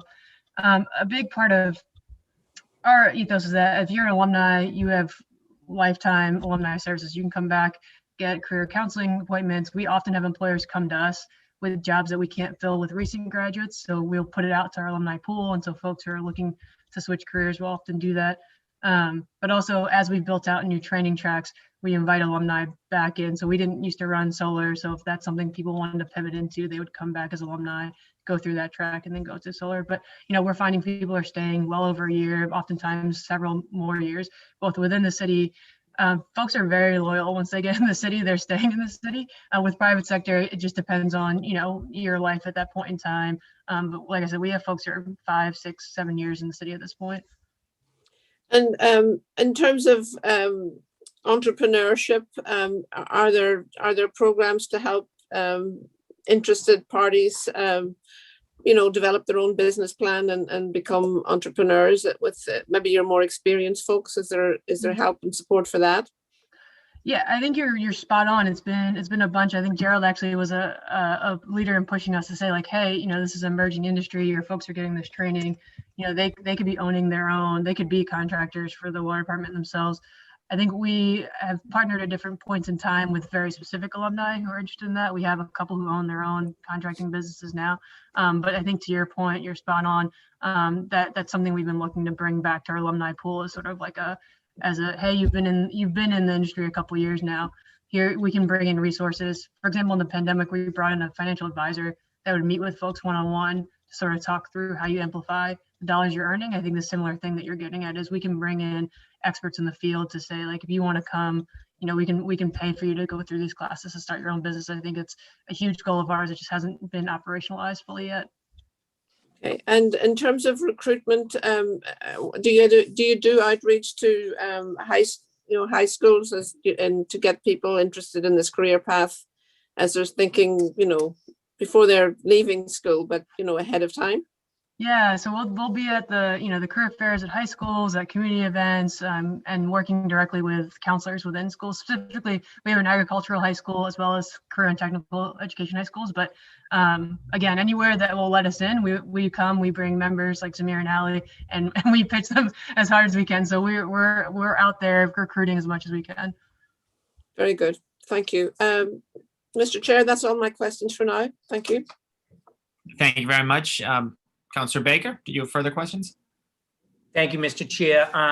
Thank you, everybody from Philly for, sitting here with us and just sharing your knowledge and your experience. I just had a quick, maybe a couple of questions for John and Ryan. Like, John, do you have infrastructure improvements? Like, do you have an inventory of infrastructure improvements you'd be able to hit the ground running with and keep people busy?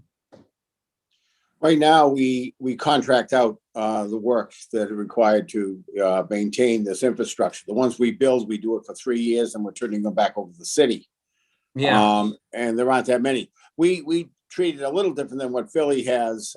We haven't done as much as the visual green infrastructure. We're really big on infiltration, underground systems, matching the gray kind of operation with the beauty of green infrastructure. However, we recognize the need for additional trees in front of our building at Harrison Avenue. We have a green infrastructure system with a whole bunch of trees. We don't own the tree, but the tree's working with our system to work. It helps with the heat islands. We mustn't forget the whole heat island issue as a city we need to deal with. However, when we implement our stormwater fee, we know of over 2,000 infiltration systems in the city already constructed. We've got the dashboard that will need to be confirmed that they're working. And the way we intend on doing it is that the private individual that wants to get a discount on the fee would hire an independent group to come in and verify to us that in fact the system is there and it's working. So that would create a jobs creation process. They would pay individually to have it certified every 3 years or so. We'd have to make sure the cost is low, but that would confirm to us that we could reduce their fee because they're helping us meet our goals. Yeah. So on those infrastructure projects, do your engineers design those? Are they all privately designed and you guys just have a sign off on them? We've done both. We've designed them. We have the outside engineers design them throughout the city. There's all kinds of, we have them modify them because the key we have is maintenance. People forget you can build the most beautiful thing in the world. If you can't maintain it in 3 or 4 years, you're going to get to build it again. Yeah. So would you be able to use workers to maintain this sort of stuff? Is that something you're looking to do or not really? Or well, I think we're looking to do it in conjunction with Public Works and Parks. If we build streetscapes with all the work, we can help with the capital so that it's taking care of our obligation. Then all of a sudden we have some trees. We're really bad at keeping trees alive. So we need the parks and their expertise and those people to work it. They don't have the maintenance crews. So between us, Public Works, who has the obligation for the street drainage along with us, and Parks, together we need to find a way to fund this. And my own idea is I like the idea of independent outside groups doing it, not necessarily someone on the payroll. Our problem with the payroll, whenever it comes to cut, what do you look to cut first? Yeah. Whereas if I have a contract and I'm only using them so many months a year, it's a fixed cost. I know what my costs are. And then when we reevaluate fees, we can reevaluate that. So we are thinking of this. We're getting ready to put this together. Not that I want to have everybody so excited about another fee in the city, but this is the way so it isn't all carried on your sewer charges. Yeah. Those that have the bigger areas would pay the appropriate fee. And I think Philadelphia itself has a fee. I know DC does. I know Seattle does. Yeah, that's correct. And if I can just add on to John's points here too, I think we've heard this a few times. We as water utility, we want civil service, right? We want to increase our workforce. We want to have the skill set on board. But clearly, you've heard examples now of the professional service contracts that we fund as well. The members of Powercore are working for those firms, right?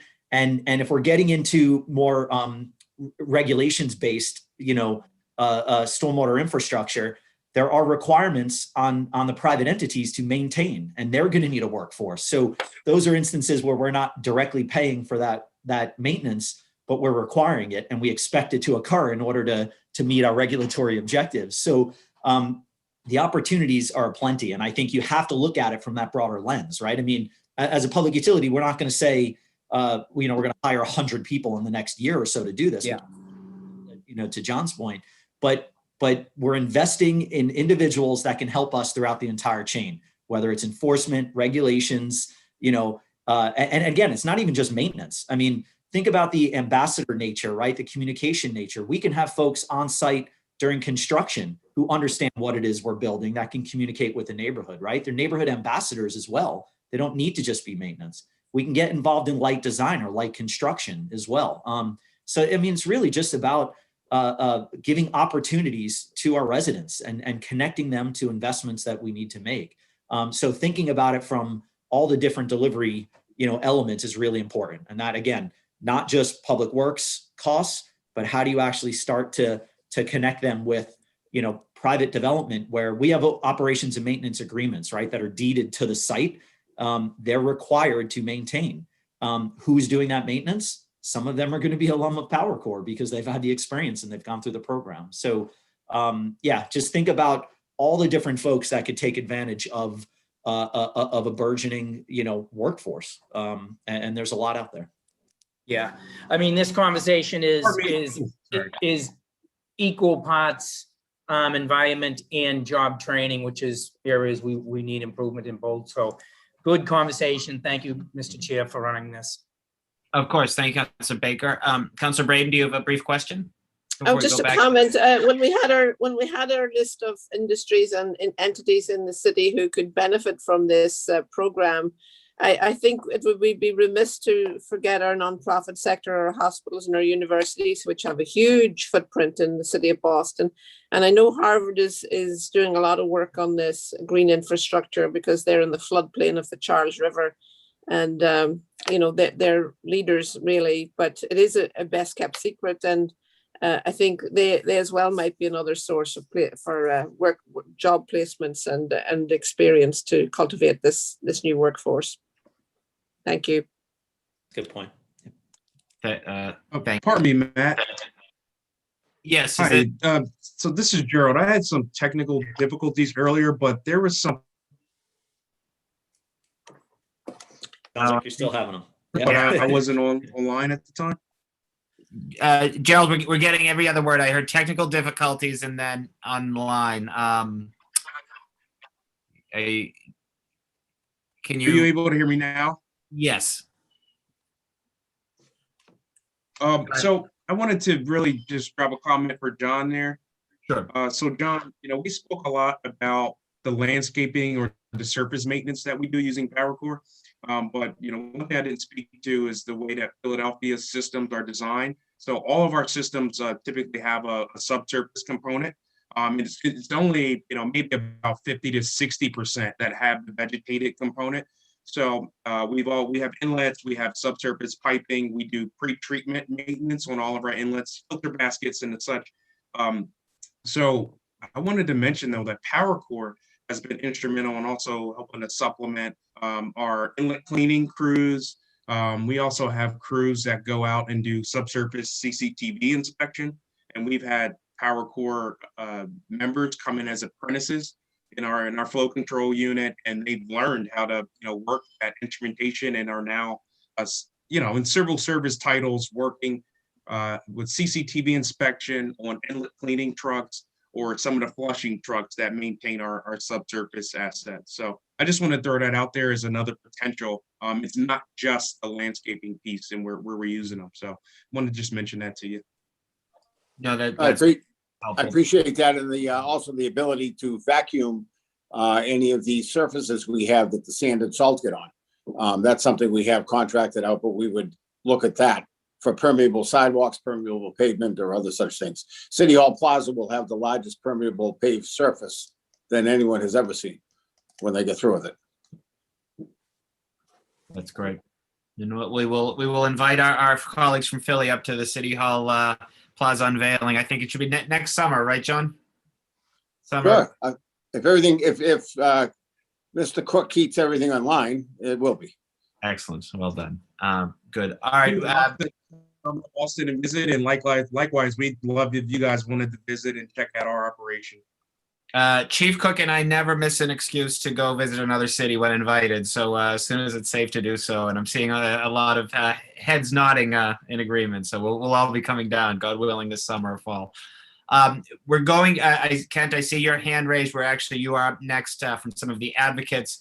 Again, the purpose is just if you have a statement, but if you also have questions for any of the panelists. But before we get to you, just wanted to see if Councillor Bach or Councillor Wu had any further questions, or if we should just continue and go right into the advocates.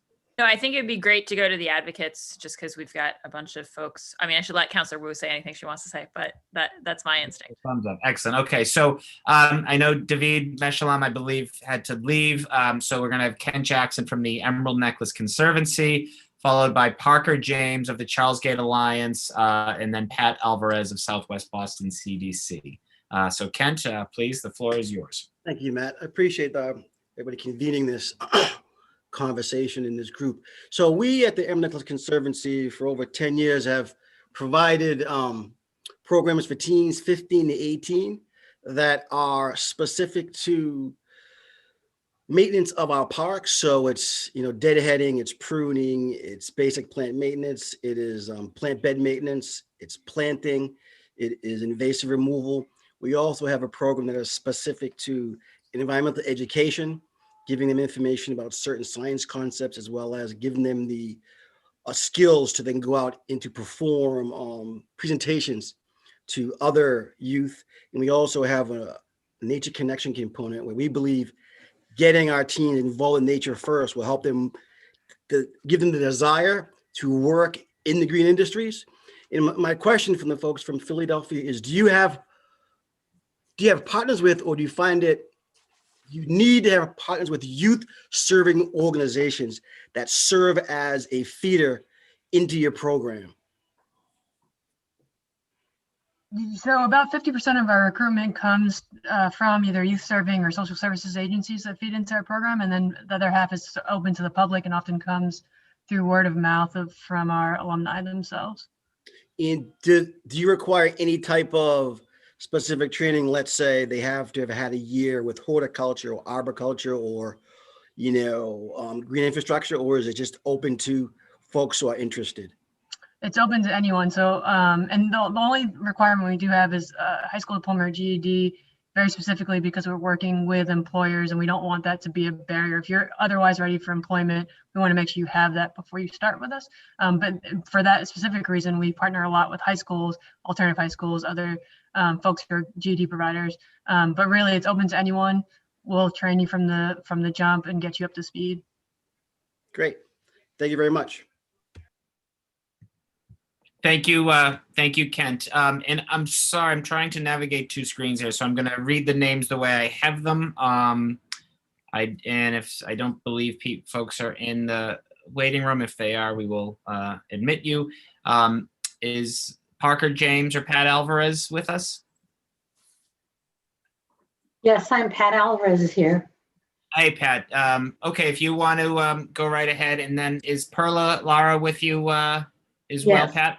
I think she is, or she was. Yeah, she's here somewhere. And then David Quealy. I just had a couple. This has been really interesting and informative and helpful. I just, mostly for city council members, I wanted to just stress a couple of issues. One is, I hope that the way we can design our program can serve both kids who are having this as their first work experience and may not end up long-term going into this kind of work, but it's just as valuable and critical for them. We notice particularly that the 15 and 16-year-olds are really not future oriented yet. Their minds are just on their life right now. So we try to provide them with as much job readiness training, life skills training to prepare them for whatever job. We find that the 17 and 18-year-olds are more thinking about the future. So we're exposing them to college opportunities, but also environmental careers. So we just hope that that can be understood however the program is designed, that even if kids aren't gonna, we hope that they'll get interested in this work and feed into adult training programs. But even if they don't, I think there's still huge value to having the kids who live in our city get good, solid job readiness training and life skills training, because they're going to be living in our city forever and we want them to succeed and do well. The other thing I guess I'm wondering about is the environmental education piece of it, not just teaching them how to do the work, but teaching them what's happening in our environment that makes this work so critical. We need that component as well in our program. So those are my thoughts as I was listening. And I hope that all that is that, you know, all that needs to happen for very young kids can get really the support that it needs. I appreciate that, Pat, and obviously agree with you. I think the beauty of this is sort of the second step with the working session, as you know. So as we continue to sort of flesh things out, that certainly will be at the forefront of our minds, and as we sort of begin the next steps. Did Perla have some remarks as well? And again, I'm sorry, I'm trying to navigate a couple screens here, so I'm not sure. Perla, are you there? Hi, I'm here. Oh, please, yes. I think she covered everything really well. I think, I want to echo that point about the younger youth who are going to be, I guess that's still a question of whether that we're starting this at age 15, 16, because that is something that we evaluate at the end of our trainings, at the end of our summer, where they find the actual work inviting and like exciting. But when we do trainings about invite them Attorney General's office to teach them about things when you turn 18, taxes, stuff like that. Like Pat was saying, we do job readiness, life skills beyond just what they're doing on hand in the field now. And so those youth do tend to be a little bit more narrow-sighted about just earning some cash for the summer, making some friends, being outdoors. So making it a program that will still engage them and teach them new things while targeting the older kids as well and helping them lead into what we eventually want, career-oriented things. That's helpful. Thank you. Thank you, Perla. Thank you for that perspective. I'm going to briefly turn the gavel over to my vice chair, Councillor Wu. I've sent her the name of the other advocates who will speak, and I will be back in about 5 minutes. So, Councillor Wu, thank you. Thank you, Mr. Chairman. Okay, so I see next on the list from our chair, David Quealy, but I actually don't. Councillor Wu, he had to go. I have a question from him that I was going to share with the group, but I'm happy to wait until after the other advocates who are here, just since they're waiting. Okay, whatever you prefer. That sounds great, Councillor Bach. So let's see. Danilo Morales. Looking on. Oh, and we have some folks in the waiting room too. Okay, hold on. Let me bump a few folks. I don't see Danilo here. Maya is next on the list. So Carrie, could I get some help? I actually can't bump folks I don't have full host authority. Could we bump Maya and Nishayla and Don, please, into the panelist room? And then, Madam Chair, I know that Karen from Emerald Necklace Conservancy is also here. Already I see Karen. Okay, wonderful. Parker James. Oh, you want me to talk? Am I on? Why don't I go through the, yes, we can hear you. Why don't I go through the other three folks who are on our list, and then we'll go right to you, Parker and Karen. Sure, absolutely. And we'll go to Councillor Bach for the question from Danilo. So next up was Maya, and that followed by Nishayla, followed by Dawn. Hi, so I'm coming from Sunrise Boston, which is the Boston hub of the Sunrise Movement, which is a national movement fighting for good jobs and a livable future. And a central part of that is a Green New Deal, especially on the city level. And one thing that we really emphasize in our movement is this solidarity across the movement. So I was just wondering if the folks from Powercore could talk a little bit about how you center racial and economic justice in your work.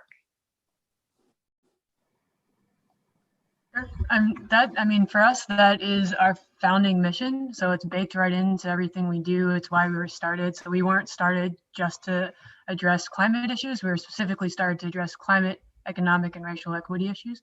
But honestly, if Zamir or Ali want to speak to that, I think they can speak very directly of their experience with that themselves. Okay. Hi, everyone. I'm Allie. I am the Operational Support Fellow at Powercore. I guess to speak to that, just in our entire demographic, every cohort, just being alongside people and hearing everyone's story, most people come from these issues that you're asking that we address, come from impoverished communities in Philadelphia. Most people are people of color. Most people, not most people, but a lot of us have dealt with or have similar barriers when it comes to like the criminal justice system. And Powercore also has made it, especially with, everything happening a few months ago when it came to like George Floyd and everything, has made it very important to address these things and make sure that their members know that these things are important to us. And especially when it comes to our workforce development, that within itself is just a boost to these demographics and making sure that they're, oops, sorry, that's my phone. I'm important right now. And making sure that we are not just ready, but ahead of the game. That's something that I've been doing a lot of like recruitment and intakes and letting people know that Powercore not only just gets you ready, but boosts you ahead of so many people, even people who have degrees, accolades on top of accolades, boost you ahead of people without having to spend money that people may not have because they're coming from these demographics and barriers. So I guess maybe that helps address that. Yeah, I agree. I agree with Ali with that. From my experience with Powercore, you get to meet a lot of people with experiences that you probably never experienced. So throughout the year and a half that I've been here, I met so many people who just changed my life on a personal level, just because like their experiences that they went through in their life and seeing them still come to work every day and still fight and still persevere every day. It's just like, it's inspiring just to work with so many different people. And if I could just add one more thing, one of the things that makes Powercore so great is, I guess the term, I don't know if it's just a Philly term, I guess spinning the block. A lot of people who aren't quite ready for Powercore, they aren't just shunned. It might not be your time for Powercore is what they like to say a lot.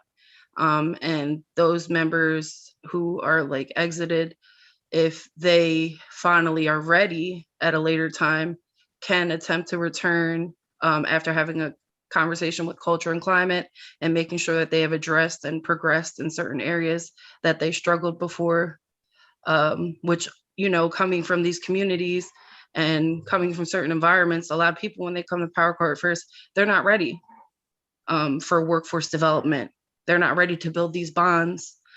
And being able to come back and say, okay, I've grown a little bit and I'm ready, and have those welcome arms that they might not get at home. They might not have those supports, and have those supports available at Powercore is just priceless. And again, adds to, boosting these demographics that definitely need to be.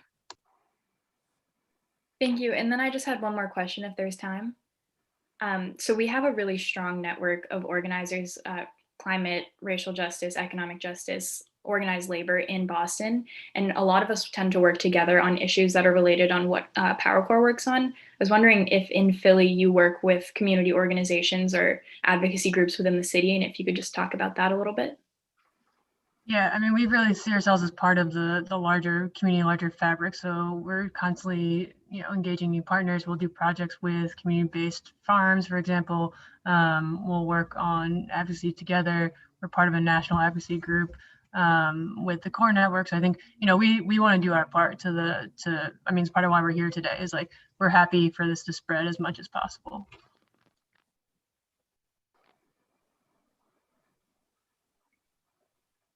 Thank you, everyone. Thank you, Councilor Wu. Allie, are you speaking? I think you're muted.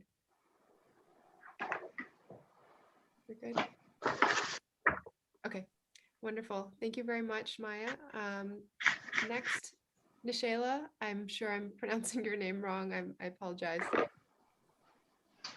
Hi, my name is Nishayla Porter. I'm with the Charles River Watershed Association.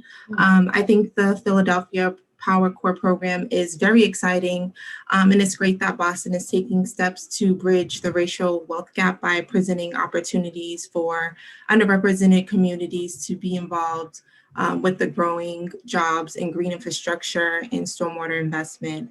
CRWA is currently facilitating green infrastructure trainings through our GI Ambassador program, and we have created a partnership with the Excel Conservation Corps to train young professionals for careers in water management and conservation that lead to economic self-sufficiency. One thing that I'm curious about, and you talked a little bit about it, is how the Conservation Corps will incorporate existing programs and trainings to capture currently engaged youth and utilize existing materials. So that's like one comment, but I'm also curious if you found as you develop the curriculum, specifically with the GI program, with the water department, and then refined it with the private sector, if there were certifications that were required for permanent work placement.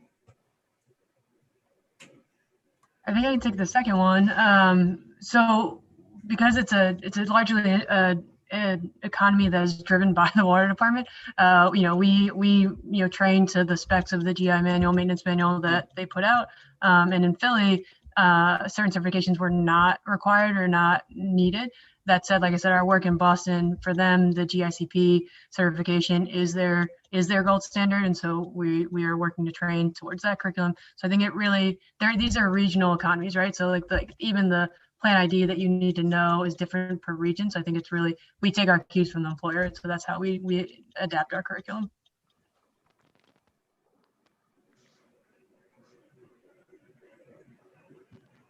Okay, thank you.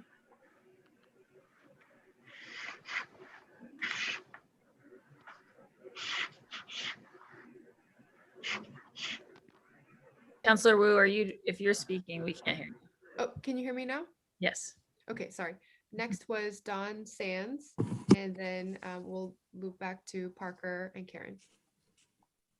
Hi, everybody. So my name is Don Sands. I'm co-founder and executive director of Excel Education here in Boston. We started the Excel Conservation Corps here in Boston 2.5 years ago. So we're much younger than Powercore. But we are working in the green infrastructure and water, wastewater sector. So we recruit young adults, 18 to 29-year-olds, unemployed and underemployed, primarily young adults of color here in Boston. And we do water conservation projects, work projects that are paid in collaboration with Charles River Waters Association and other environmental groups in the area. And we also do classes in-house to prepare them for their wastewater license here in Massachusetts, so they can get a job as a wastewater operator, which pays very well here in Massachusetts. And so this was a great presentation, and was really excited to hear everything they're doing at Powercore. I'd like to just encourage those of us in Boston to focus on a few areas that I think they're doing super well. So I love the fact that they're doing multiple tracks. I think we should include multiple tracks in what we do here in Boston. That has two benefits. One is that not everyone's going to have the same interest of what career they want to go into. So you're going to recruit a much larger body, but also it enables you to place a lot more people into well-paying careers. Those of us that are doing the work now in wastewater, we're not able to place 100 people into wastewater. There's just not that many jobs available per year. So having a lot more, having multiple tracks, you're going to be able to place many more people into careers. I think it's really crucial that you have city department commitment. That was clear from what Gerald shared, and I know that you did that. Being able to do that, you'll be able to place a lot of these young people of color into well-paying city jobs in the city of Boston, which is really important. Right now, with the Excel Conservation Corps, most of our placements are with private companies that are operating wastewater plants. So having that opening in the city is, I think, really important. I love the fact that they're doing paid training work. We do the same thing. I think when you're working with this population of young adults, they have expenses, have to support themselves. So having the training being paid is crucial, but it also raises the cost of the program per participant, so that you have to take that into consideration. I love the fact that they're doing more than just, they may have started, but they're not doing just trash removal or landscaping. They're doing much more in-depth work that involves data collection and involves higher level thinking skills, which I think is really important for this population, as to focus on higher level skills, and we do that at Excel. I think having both public and private placements for economic equity leading to well-paying careers is really important. We don't want to just give people jobs where they're having a great experience, but when they finish, they don't have the skills or the certification to be able to go into a well-paying career that has advancement opportunities. And working for the city, working for the union, working in a wastewater, for example, or water distribution, drinking water, those are well-paying careers. They have opportunities to move up a ladder, get higher licensures, and it leads to a middle-class career. And I think that should be the goal if we're really interested in economic equity. So those are my comments. I think that the presentation is really awesome, and I think if we can try to incorporate a lot of those aspects that they're doing at Powercore into our model, I think that will really lead to success. And I don't know, Julia, if you have any comments on that, but I was very impressed. Thank you. No, I think you're spot on, Dan. Great, thank you. And if I could, this is Gerald Bright speaking here. Don, you mentioned the data collection. That was something that was very, very important to us. I'm not sure if you were present earlier in the presentation, but I mentioned how we were a very, very small unit that was tasked with large responsibilities. We started with 3-4 admins and a handful of contractors. So when we brought on Powercore, it was still very much, it was a big ask. It was very new to the department. So we thought, let's make sure we can prove the efficacy here. And we collected a lot of data. So, we didn't incorporate Powercore initially into our work order management system, but we had them collecting data. We formatted it into spreadsheets and databases. And at the end of the year, we were able to say this cohort removed, 19, 20 tons, after a year. We were going up to hundreds of tons of year debris removed. So that data really worked to support, the efficacy of the program, and to really show, that Powercore is having a big impact, because, you can speak to the soft skills and workforce development, but, there are some of those people who want to see actual numbers. And being able to report on tonnage removed was huge for us.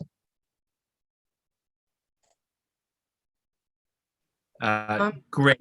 If I just wanted to speak on the data part too, and when it comes to being self-sustaining and providing a sense of leadership within crews, because data can be a lot to collect when you have multiple crews out in different areas.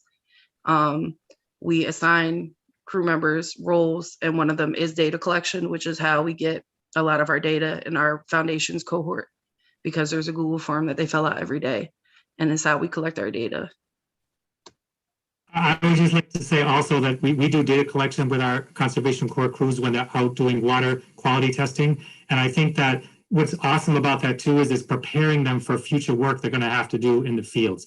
Because when they get into these careers, there's a lot of data collection involved, there's a lot of sampling, and data collection. So if they can start being introduced to those skills at this point, it prepares them for the next steps in this field. So yeah. Thank you, everybody, and thank you, Councilor Wu, for allowing me to step off for a couple of minutes. So we're going to now go back to Parker James, and then I see Karen and David will follow Parker. But Parker, did you have some comments? Can you hear me? Yep. Okay, great. First of all, I just want to thank the city councilors. It's so smart to reach out to our colleagues in Philadelphia. I am a huge fan of Philadelphia. Traveled there often, and so impressed at the way a city with similar challenges, also a different set of challenges, is responding in such creative and exciting ways. And I just think it is so great for Bostonians to reach out and see a different model. So thank you so much for doing this. We all got, those of us who have been listening, got so much out of your presentation today. I'll try to keep this brief because I have so much to say. First of all, thank you for, I'm co-founder of the Charles Gate Alliance, but I also want to express support for another project, which is the Friends of Melnia Cass Boulevard project. And in both cases, I think that a Boston Conservation Corps could really play an important role. Please, city councilors, when we're thinking about the Melnia Cass Greenway, think about what a positive role the Boston Conservation Corps could play to the Roxbury community and to improving the landscape there. Melnia Cass Boulevard and Charles Gate are similar in that they have jurisdictional challenges. Melnia Cass Boulevard, it's open space, but it's not parkland specifically, and therefore is underserved and underprotected. In the case of Charles Gate, we are Commonwealth of Massachusetts, so we're in the middle of one of the most densely populated parts of the city, but the city government has no jurisdiction in our park. And instead, jurisdiction is in the totally under-resourced state level Department of Conservation and Recreation, DCR, which among other things provides, they provide very limited maintenance and no trash receptacles or trash pickup. So, for example, we're right by Fenway Park. We have tens of thousands of baseball fans going to and from. No place to throw anything, so I throw it on our grass. Boston Conservation Corps could really help us with maintenance and various other things. So thinking of trash pickup, but it was also really interesting to hear the Philadelphia people and also John Sullivan talk about the challenges of sort of volunteer-based green infrastructure maintenance. That's something we really want to implement at Charles Gate, and really great to hear of the Philadelphia experience vis-a-vis training, et cetera, for green infrastructure maintenance. So I also want to talk about at Charles Gate, we, because DCR doesn't really provide adequate maintenance, we have contracted with a private organization called Project Place, who hires at-risk adults to do maintenance work at various parts of the city. But it's a great organization. And although I think it's fantastic, counselors, that there's such a strong emphasis on youth education here, I hope that you will keep in mind that there's also, a large number of at-risk adults that could really benefit from being looped into this sort of organization. I mean, there are real opportunities here, And so please open your mind to that. And I'll stop shortly. Just want to give a quick shout out to our, what do I want to say, our adjacent organization, the Muddy Water Initiative. Carolyn Reeves did a fantastic job at corralling large numbers of young volunteers to do green water infrastructure maintenance at her water goat, which was cleaning the surface of the Muddy River this last summer. And one of the great things that she did was she got a grant to hire a volunteer coordinator. And she ended up with more young, interesting Bostonians working that she knew what to do with. So the person power is there. There's so much excitement. So just please implement this and everything will go forward. And I've said my bit. Thank you. Tell us what we can do to help, all right? And I'll shut up. Thank you, Parker. No, I appreciate your testimony, and to answer your question, what you can do to help is precisely what you're doing right now. Just we're using this space to convene it. Obviously, this thing isn't as simple as we're gonna, flip a switch and start this tomorrow. But I think there is enormous appetite and real momentum for pushing this forward as we go through our budget process and beyond. So I think that the best thing we can all do is stay in communication, figure out our best way to move forward, and again, look at some best practices around the region. So thank you for that. Karen Mounty Broderick from the Emerald Necklace Conservancy is next, and then followed by David Meshalam from Speak for the Trees. So Karen, the floor is yours. Great, thank you. Hi, I'm Karen Mounty Broderick, president of the Emerald Necklace Conservancy. I'm so glad Kent Jackson got to also ask a couple of questions. I do actually have a couple of specific questions. One of them kind of goes back to the question that Parker has, and the Emerald Necklace in and of itself is 1,100 acres, and it has several different owners, many different jurisdictions. So I'd love to hear from the city of Philadelphia in terms of your program. Were you able to, what percentage of your work was on city land, state land, other kind of quasi-public lands versus private, maybe you had agreements even with private property owners. I just kind of wanted to hear that, if I might. Yeah, almost all of our projects are on city land, public land of some sort. So city land, not state land. I don't know if it's just city land. Okay. So I would love it if we could have an agreement that we could also do state land, like Parker was saying. There's so much, we can't even tell the border, frankly, between where some of the city and the state ends. And of course, the Emerald Necklace is the first piece of green infrastructure. We just spent $60 million to renovate it because we didn't take care of it, for a long time. So, to deal with the dredging and erosion issues. And then one of the things that I would really love to know how we could partner and think about is that we have hundreds of kids and young people, Boston Public Schools students mainly, that have gone through the programs that Kent and others have been leading, and all these organizations with Ms. Alvarez and others that we would love to keep in touch with. We'd love to provide them these kinds of green jobs, but we hadn't had a place to send them. So I think when this program is set up, we have names to refer, to the older programs for this job development. I don't know if that makes sense what I'm saying. Kenzie's furrowing her brow. But okay, because I think that there are a lot of youth that we have been training, but that it's been frustrating that there hasn't necessarily been this immediate place, except for working with forestry contractors that work, in the suburbs and sometimes come into the city, so that has been, unfortunately, I think there's been a little bit of limitation there.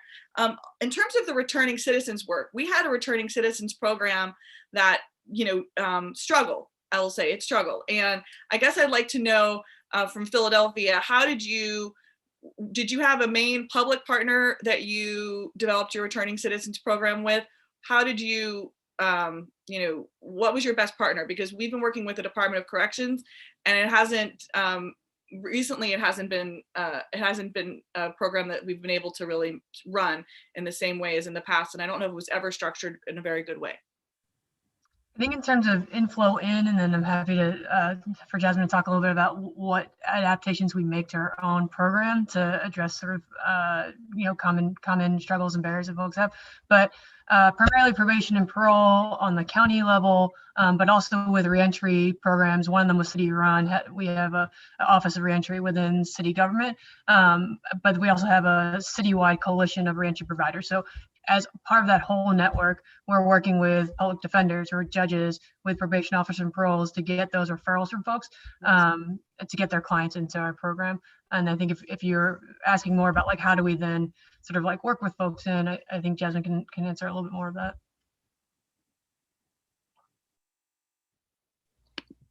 Good morning.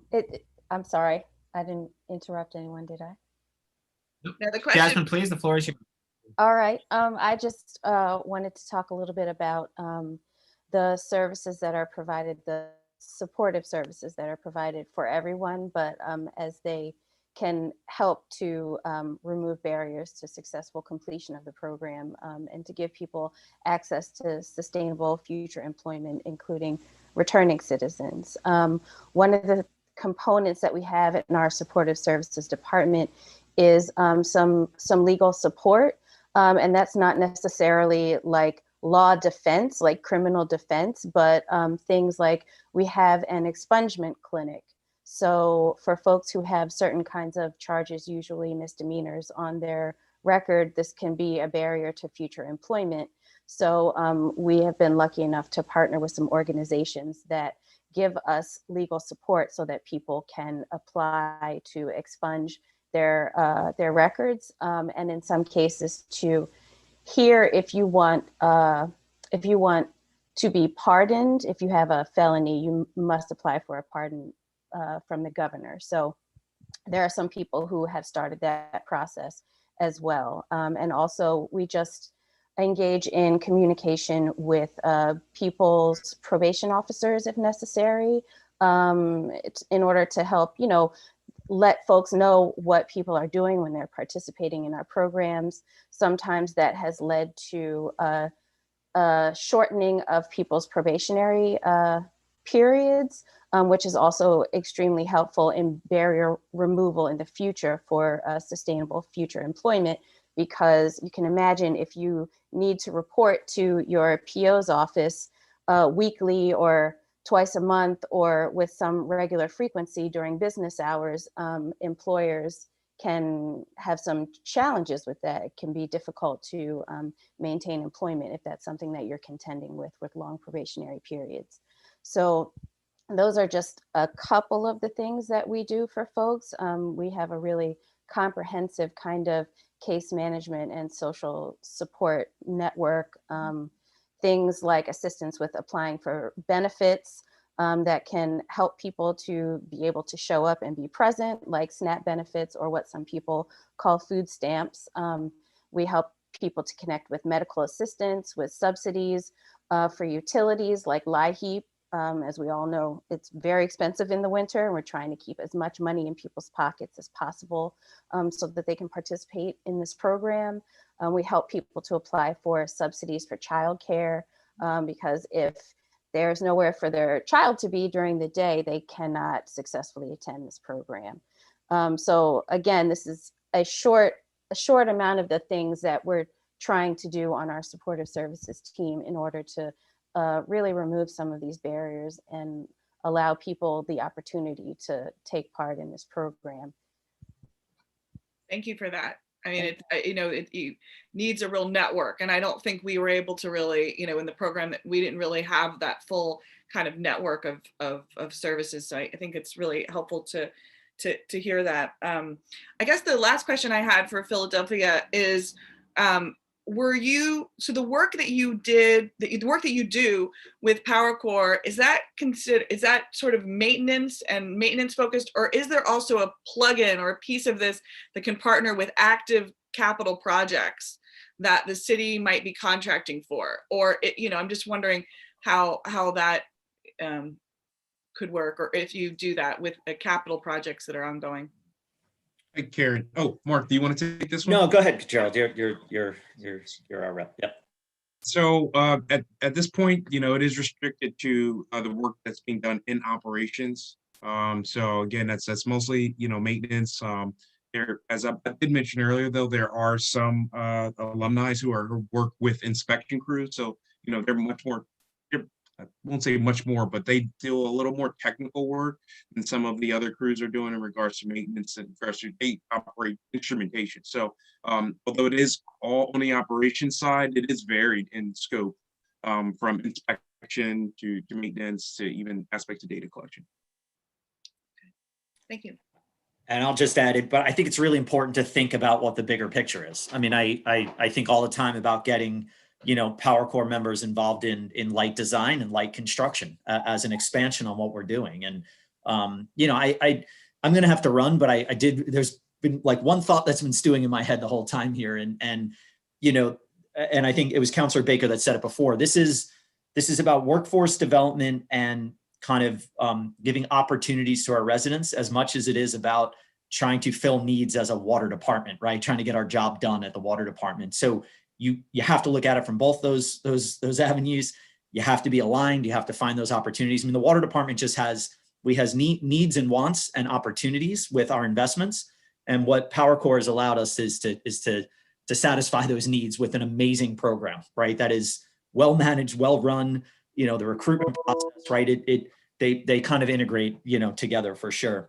But I can't help but think about, cities are moving towards distributed, decentralized, nature-based infrastructure, right? That is what we will be investing in to the tune of billions, if not $1 trillion, in the next few decades. And really what we're doing is we're investing in neighborhoods and leveraging kind of what's under the neighborhood, right? At least from a water department perspective.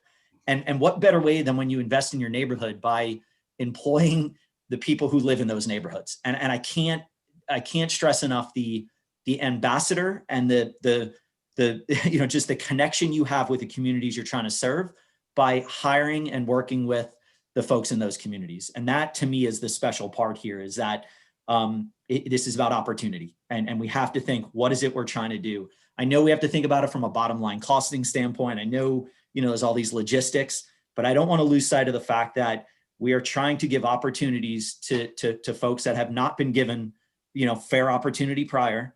And we as a department have to spend billions of dollars, fixing stuff in our communities. And I want our residents to be part of it.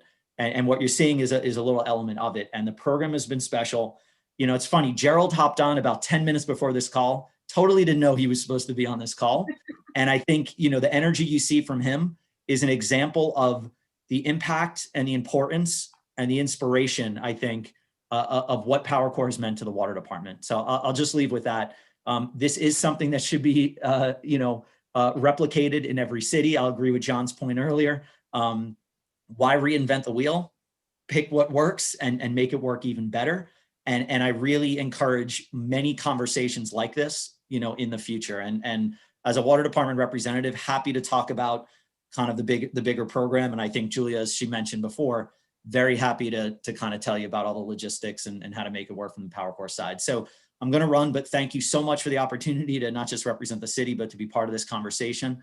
It will work in Boston. I guarantee you a program like Powercore will work in Boston because it has to, right? And there's opportunity aplenty. So I'm going to run. Thank you so much. Take care. And please always reach out to Water Department. We'll figure out a way to assist in any way. All right. Thanks. Thank you, Mark. Thank you for those inspiring words and great way to conclude your remarks. Appreciate it.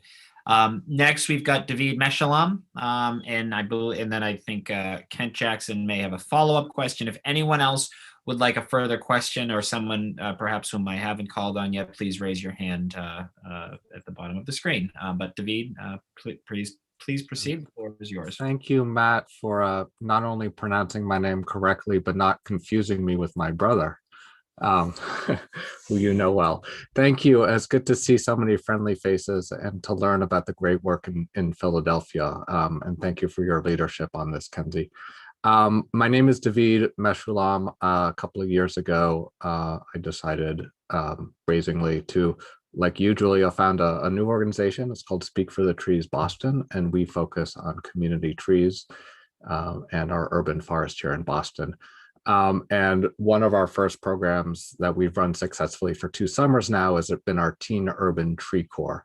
And I just wanted to also highlight that our partners over at American Forest created their own tree corps this summer that's being funded by Tazo T and SZA, the hip hop musician.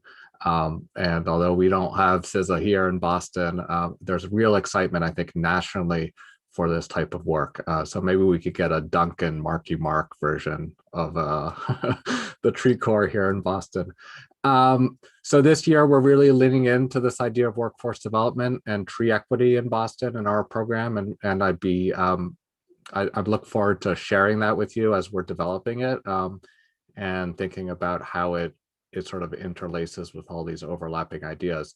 I just had a quick question, and I had to step out from 10 to 11, so you may have mentioned this, but for the folks from Philadelphia, I'm curious to hear what your relationship is like with other nonprofits. And specifically, I'm talking about Tree Philly. And if you spoke about this earlier, I'll just look at the recording. No, we do not. We work with as many local nonprofits as we can. So we actually do quite a bit of the plantings for the Tree Philly initiative in Philly. Over 1,000 tree plantings a year specifically for that initiative. We joint fundraise with them to make those things happen. That's one example of working with those. And then we have, I think you might have missed this, we have a urban forestry track specifically to start that was built out with them to meet some of the needs that we were seeing around the maintenance once you plant them.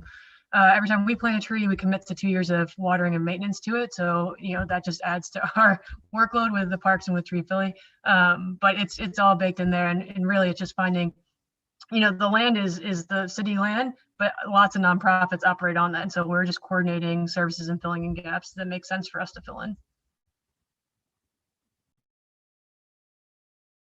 Great, thank you. And like you, we're undergoing an urban forest plan in the coming year or two. And I think this is an exciting opportunity for these things to sort of talk across departments, talk across nonprofit and industry. And it does have to be a holistic approach. So looking to your great work, again, I can't repeat enough the idea that we should not be reinventing the wheel, that there's great work, not only in Philly, but we see it in places like Atlanta, San Francisco, sort of all over the country. There's energy around this. So thank you for joining us. Thank you very much, David. Before I want to take folks who haven't spoken yet, so before we get to Kent, I will ask my favorite constituent who blushes every time I say that, Sarah Freeman. Thank you for joining us, Sarah, who's been a great parks advocate for many, many years and resident of Jamaica Plain. Hi, everyone. Thank you for making me blush again and flustered before I speak. I just want to thank the City Council for thinking about doing this. Young people are our future, and creating meaningful jobs for hard to employ adults is huge. So you all know I'm a green in and out person. It's so easy to take nature for granted. And even with all the evidence this year with people flocking to the parks, that doesn't translate to jobs waiting at the other end automatically. I heard something on the news the other day that what are graduating high school students looking to for the future in a pandemic? And the top choices were still overwhelmingly tech, business. They all want to work for Google or Amazon. And it's how do we make this something they see as important, and not everyone wants a desk job. And so I know Norfolk, I think this came up at the previous hearing, there's an agricultural school at Norfolk, but Boston maybe needs to do some catching up in that training. On the Arborways, similar, I'll just echo most of what Parker said. We're also, I forgot to say I'm with the Arborway Coalition in JP. We're a part of the Emerald Necklace, but under the state jurisdiction. And our one experience kind of related to this is we used to partner with UMass Extension, had a program they called the Boston Urban Stewards. And we would hire young people to water newly planted trees to improve their chance of survival. But this was not an easy job. Like, we had wagons and buckets, and in the heat of the summer, dragging water to each tree and having to cross high-speed roads. So I'm curious, I don't know if Philadelphia has, or maybe the answer is hire a watering truck and then let the young people do something else. But just curious if there's a chance for getting more either irrigation or, I don't know what the answer is, but that was really heavy lifting. And at the time, we were told that the young people felt like picking up trash was, that was almost an insult. So I loved hearing the part about data collection and measuring how much you collect and seeing it as a positive contribution, not the bottom rung of the ladder. Let me see, I had one other thing I thought I wanted to say. Oh, I know, the state has care, custody, and control, but the city is still the landowner. And so I don't know in terms of logistics what the city role is, but thank you again for thinking about this, and look forward to seeing it come to fruition. Thank you, Can I Sarah. speak on the trash thing? So when it comes to like those, I guess like people might consider like bottom tier things, especially like members coming in, one of the most important things that I've taken away is that as a member is that they address the why. Like when we're picking up trash, they explain like this trash, these cigarette butts, they get into our water system and they ruin our water systems. And this like plays into your drinking water that you use every day, which, you know, takes that to another level. It's not, it becomes more than just we're picking up trash just to pick up trash, or we're watering trees just to water trees. They explain why these trees need so much water, why newer trees need a certain amount of water. So just wanted to throw that in there. Just want to piggyback on that. That is If I could follow up. Yeah, this is Joe Bright from Water. I wanted to follow up on Allie's point. So we always coined it as aesthetic maintenance, you know, as just a form of critical maintenance at our green infrastructure facilities. So it wasn't just picking up trash, but even in doing that, we also made it very clear, as Allie's saying, that, you know, the effect on the system. So, you know, we'd say if this trash is upstream of an inlet, you're preventing it from getting into the system. So, you know, concepts such as drainage area, you know, were introduced. So, you know, you could see really the impacts of some of these activities near site, not just in the site itself.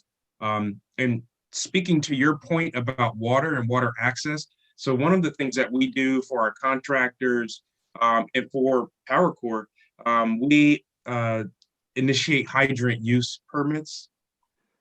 So, and along with that permit, there are mandatory training. So, and that's another thing that's great, because the Powercore crews, they get training on the safe operation of our hydrants.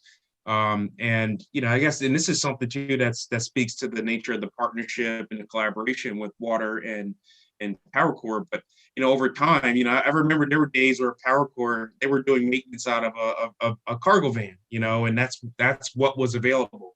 Right. So then it moved into like, okay, now let's get you guys some trucks. Now let's get you guys a trailer. So in the beginning, you know, that's some of the things you have to think through. I mean, sometimes, you know, those are the resources available.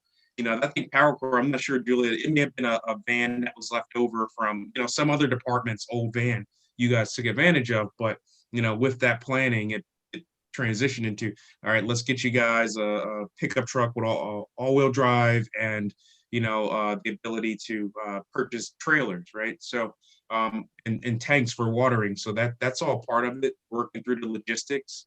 And it is something that you can phase in, right? But it should be considered for sure. Is it appropriate? That's helpful. Just a minute, Pat, but I'll get to you in 1 second. I just want to be mindful of the time. It's been about 2.5 hours, and everyone has been so generous with your time. So I do want us to begin wrapping this up. But Pat, if you had a brief comment on that. Yeah, no, please. I just want to reiterate, because I think this is so critical. Number one is the problem I've had with the Blue Shirts program, no criticism meant, and I don't know how it works this year, but in years past the Red Shirts, it can't be just about picking up trash. There have to be other things that they're engaged in. And even if it's picking up trash, if there is time spent processing, why are we doing this? What is it? How, everything everyone just said about how it's benefiting the community. What problems does it cost? Where does this trash on the storm drain end up in the river and all of that? Youth really get serious about it. And we've had youth at the end of the summer, they're making their parents recycle, they're yelling at their friends for dropping stuff on the ground. So it's not just a job, it becomes something they're committed to and passionate about. So that educational piece has to be there. I feel like I can't stress that enough, no matter what they're doing. No, So I appreciate those comments. Thank you. Kent, we're going to go to you again, and then I don't see any other hands raised. Again, I want to be mindful of everyone's extraordinary generosity with their time. So if we can wrap it up after Kent, that would be great. But Kent. I just want to echo what Pat said, Sarah and Ali had said. It is the education that can't, my opinion, it can't be book education. It has to be experiential. We focus on watersheds and trees with our teens. It's important to get them out there, talking, doing it, and then having them do a presentation that gets to the specific pieces of it. So as Pat said, they then in turn are transformed. That dovetails into my next piece. This has to be about the individual and transforming them. Not saying they're bad where they're coming from, but transforming them into an individual who is work ready, not just the hard skills, it's the soft skills, resume writing, interviewing. If you're going to be late, you have to call. You can't, my opinion, you can't expect the first crop, quote unquote, to come out and say, we want to fill 30 jobs, and that you can fill those 30 jobs. It may not be realistic. It's going to take time. It's going to take patience, commitment to the individual. That is extremely important, that they are taken care of by the village, quote unquote, by the nonprofit organization, by the municipality, whatever it is. That person is your utmost priority. In that, I want to read it. It'll take time. I've done this in the past with different organizations, more of the workforce development, not so much environmental education and exposure and interconnection, more workforce development. And it takes time. You'll get individuals who maybe the best worker, but he doesn't call when he's going to be late. So you get to work on that. Or someone who, not the best worker, but calls when they're late. You have so many intricacies. And I know I'm preaching to some of the choir here, but just in terms of creating it for Boston, that has to be kept in mind. And those individuals have to be your utmost, of utmost importance. And I'll shut up now. Thank you. Agreed, Ken. Thank you. Well said. Not hearing or seeing any other hands. Sarah, your hand is up, but I assume that's from earlier. Perfect. Yep. No worries. I'm going to ask, before we get to Kenzie for the concluding remarks on behalf of Councilor Bach and Councilor Wu, Chief Cook or Chief Sullivan, did you have any sort of concluding thoughts before we recess this working session? I don't, Councilor. Thank you very much for having us. Chief? Okay. I don't. Yeah, and I don't either. And I appreciate the opportunity to work with you and look forward to additional working sessions. Absolutely. And thank you to Commissioner Woods as well. Councilor Bach, I know you wanted to, you had a statement prepared as well, but I wanted to let you do concluding remarks, and then I will recess this working hearing, which is a slight technicality from just adjourning it, because as I imagine you and Councilor, we would like a continued working session as we can do the work going forward. So thank you, Councilor Bach, for your leadership. Obviously, count me as a fervent supporter and so impressed with what is happening in Philly, and look to continue to replicate and build on the successes there and continue partnership. And I mean it. I think that, God willing, the things will improve in our country and in our world in the months ahead. And I really think it would be a worthwhile endeavor to go down, visit, and see firsthand some of the great success down there. So I look forward to it. And thank you all for taking the time to work with us and share with us some of the great successes. And thank you, of course, to the advocates who have been just the backbone of the really impressive environmental movement here in Boston. So Councilor Bach, the floor is yours. Thank you so much, Councilor O'Malley. And yes, I just really want to echo the thanks to everybody. We really appreciate the time from the folks in Philly. We appreciate our own departments, Chief Cook and Commissioner Woods and John Sullivan and Trent for being with us and for listening to so much of the Philadelphia content. Because as has been addressed, leadership within the city and kind of that sort of interagency leadership that helps us work out those kinks and really like bring something to fruition. I mean, that's what we're gunning for here. And so as a counselor, I'm really grateful to all the departments for their involvement.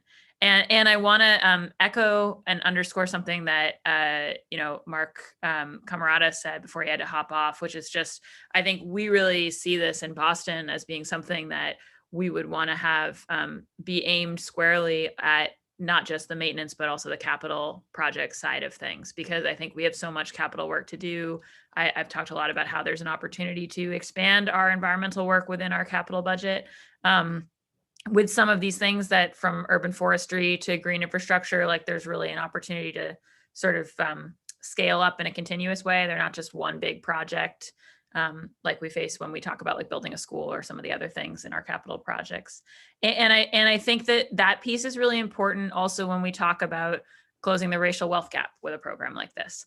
So I know one of the things that Dave Quealy, who had to jump off before he could comment, but wanted to underscore was, and Councilor Braden had some conversation with Julia about this, but the hope that these Powercore folks who you're training not only end up as city employees and well-compensated union employees, utility employees, et cetera, but also that ultimately they're in a position to be contractors who own their own contracting businesses and can get some of the real green infrastructure like work, right? The sort of substantive capital work that we're creating. And I just think the goal here should be for the city to think about whether it's through John's, stormwater fee and the kind of regulatory apparatus we're setting up there that's going to incentivize a bunch of private actors to want to put in green infrastructure systems, to the carbon performance standards that we're talking about on the building side here in the city, to sort of the urban forestry plan, which once you have an urban forestry plan,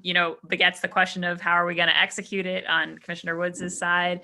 The idea here is really to meet those needs that the city is articulating and sort of bringing into being with a workforce that is ours, that is Bostonian, that is led by our Black and brown folks, that gives opportunity to people who haven't had opportunity. And I think we can't stress enough, and I really want to stress on behalf of myself and Councilor Wu that that's the goal here, not for these things to be completely intertwined and not for it to just be like, a good environmental program that maybe could like help with the racial wealth gap and racial inequity in the city on the side, or just an economic program that maybe will do like a few kind of green things on the edge, right? The goal is to say we have two major crises that require urgency that the city is facing, and there's an opportunity to have an intertwined answer to them. So we are definitely going to keep working on this in earnest, and we're really grateful for all of your partnership. Certainly would love to visit Philadelphia. So have some elderly relatives who are recently vaccinated there. So, but yeah, just again, thanks so much to everyone for your time, and Mr. Chairman for chairing a great working session. Hear, hear. And thank you for your leadership, Councilor Bach. The working session of the Committee of Environment, Sustainability and Parks is hereby recessed, and looking forward to continuing the work. And you will all be hearing from us in short order. So thank you, everybody. Have a great day. Thank you, everyone. Thank you. Bye now. Thank you. Great working session.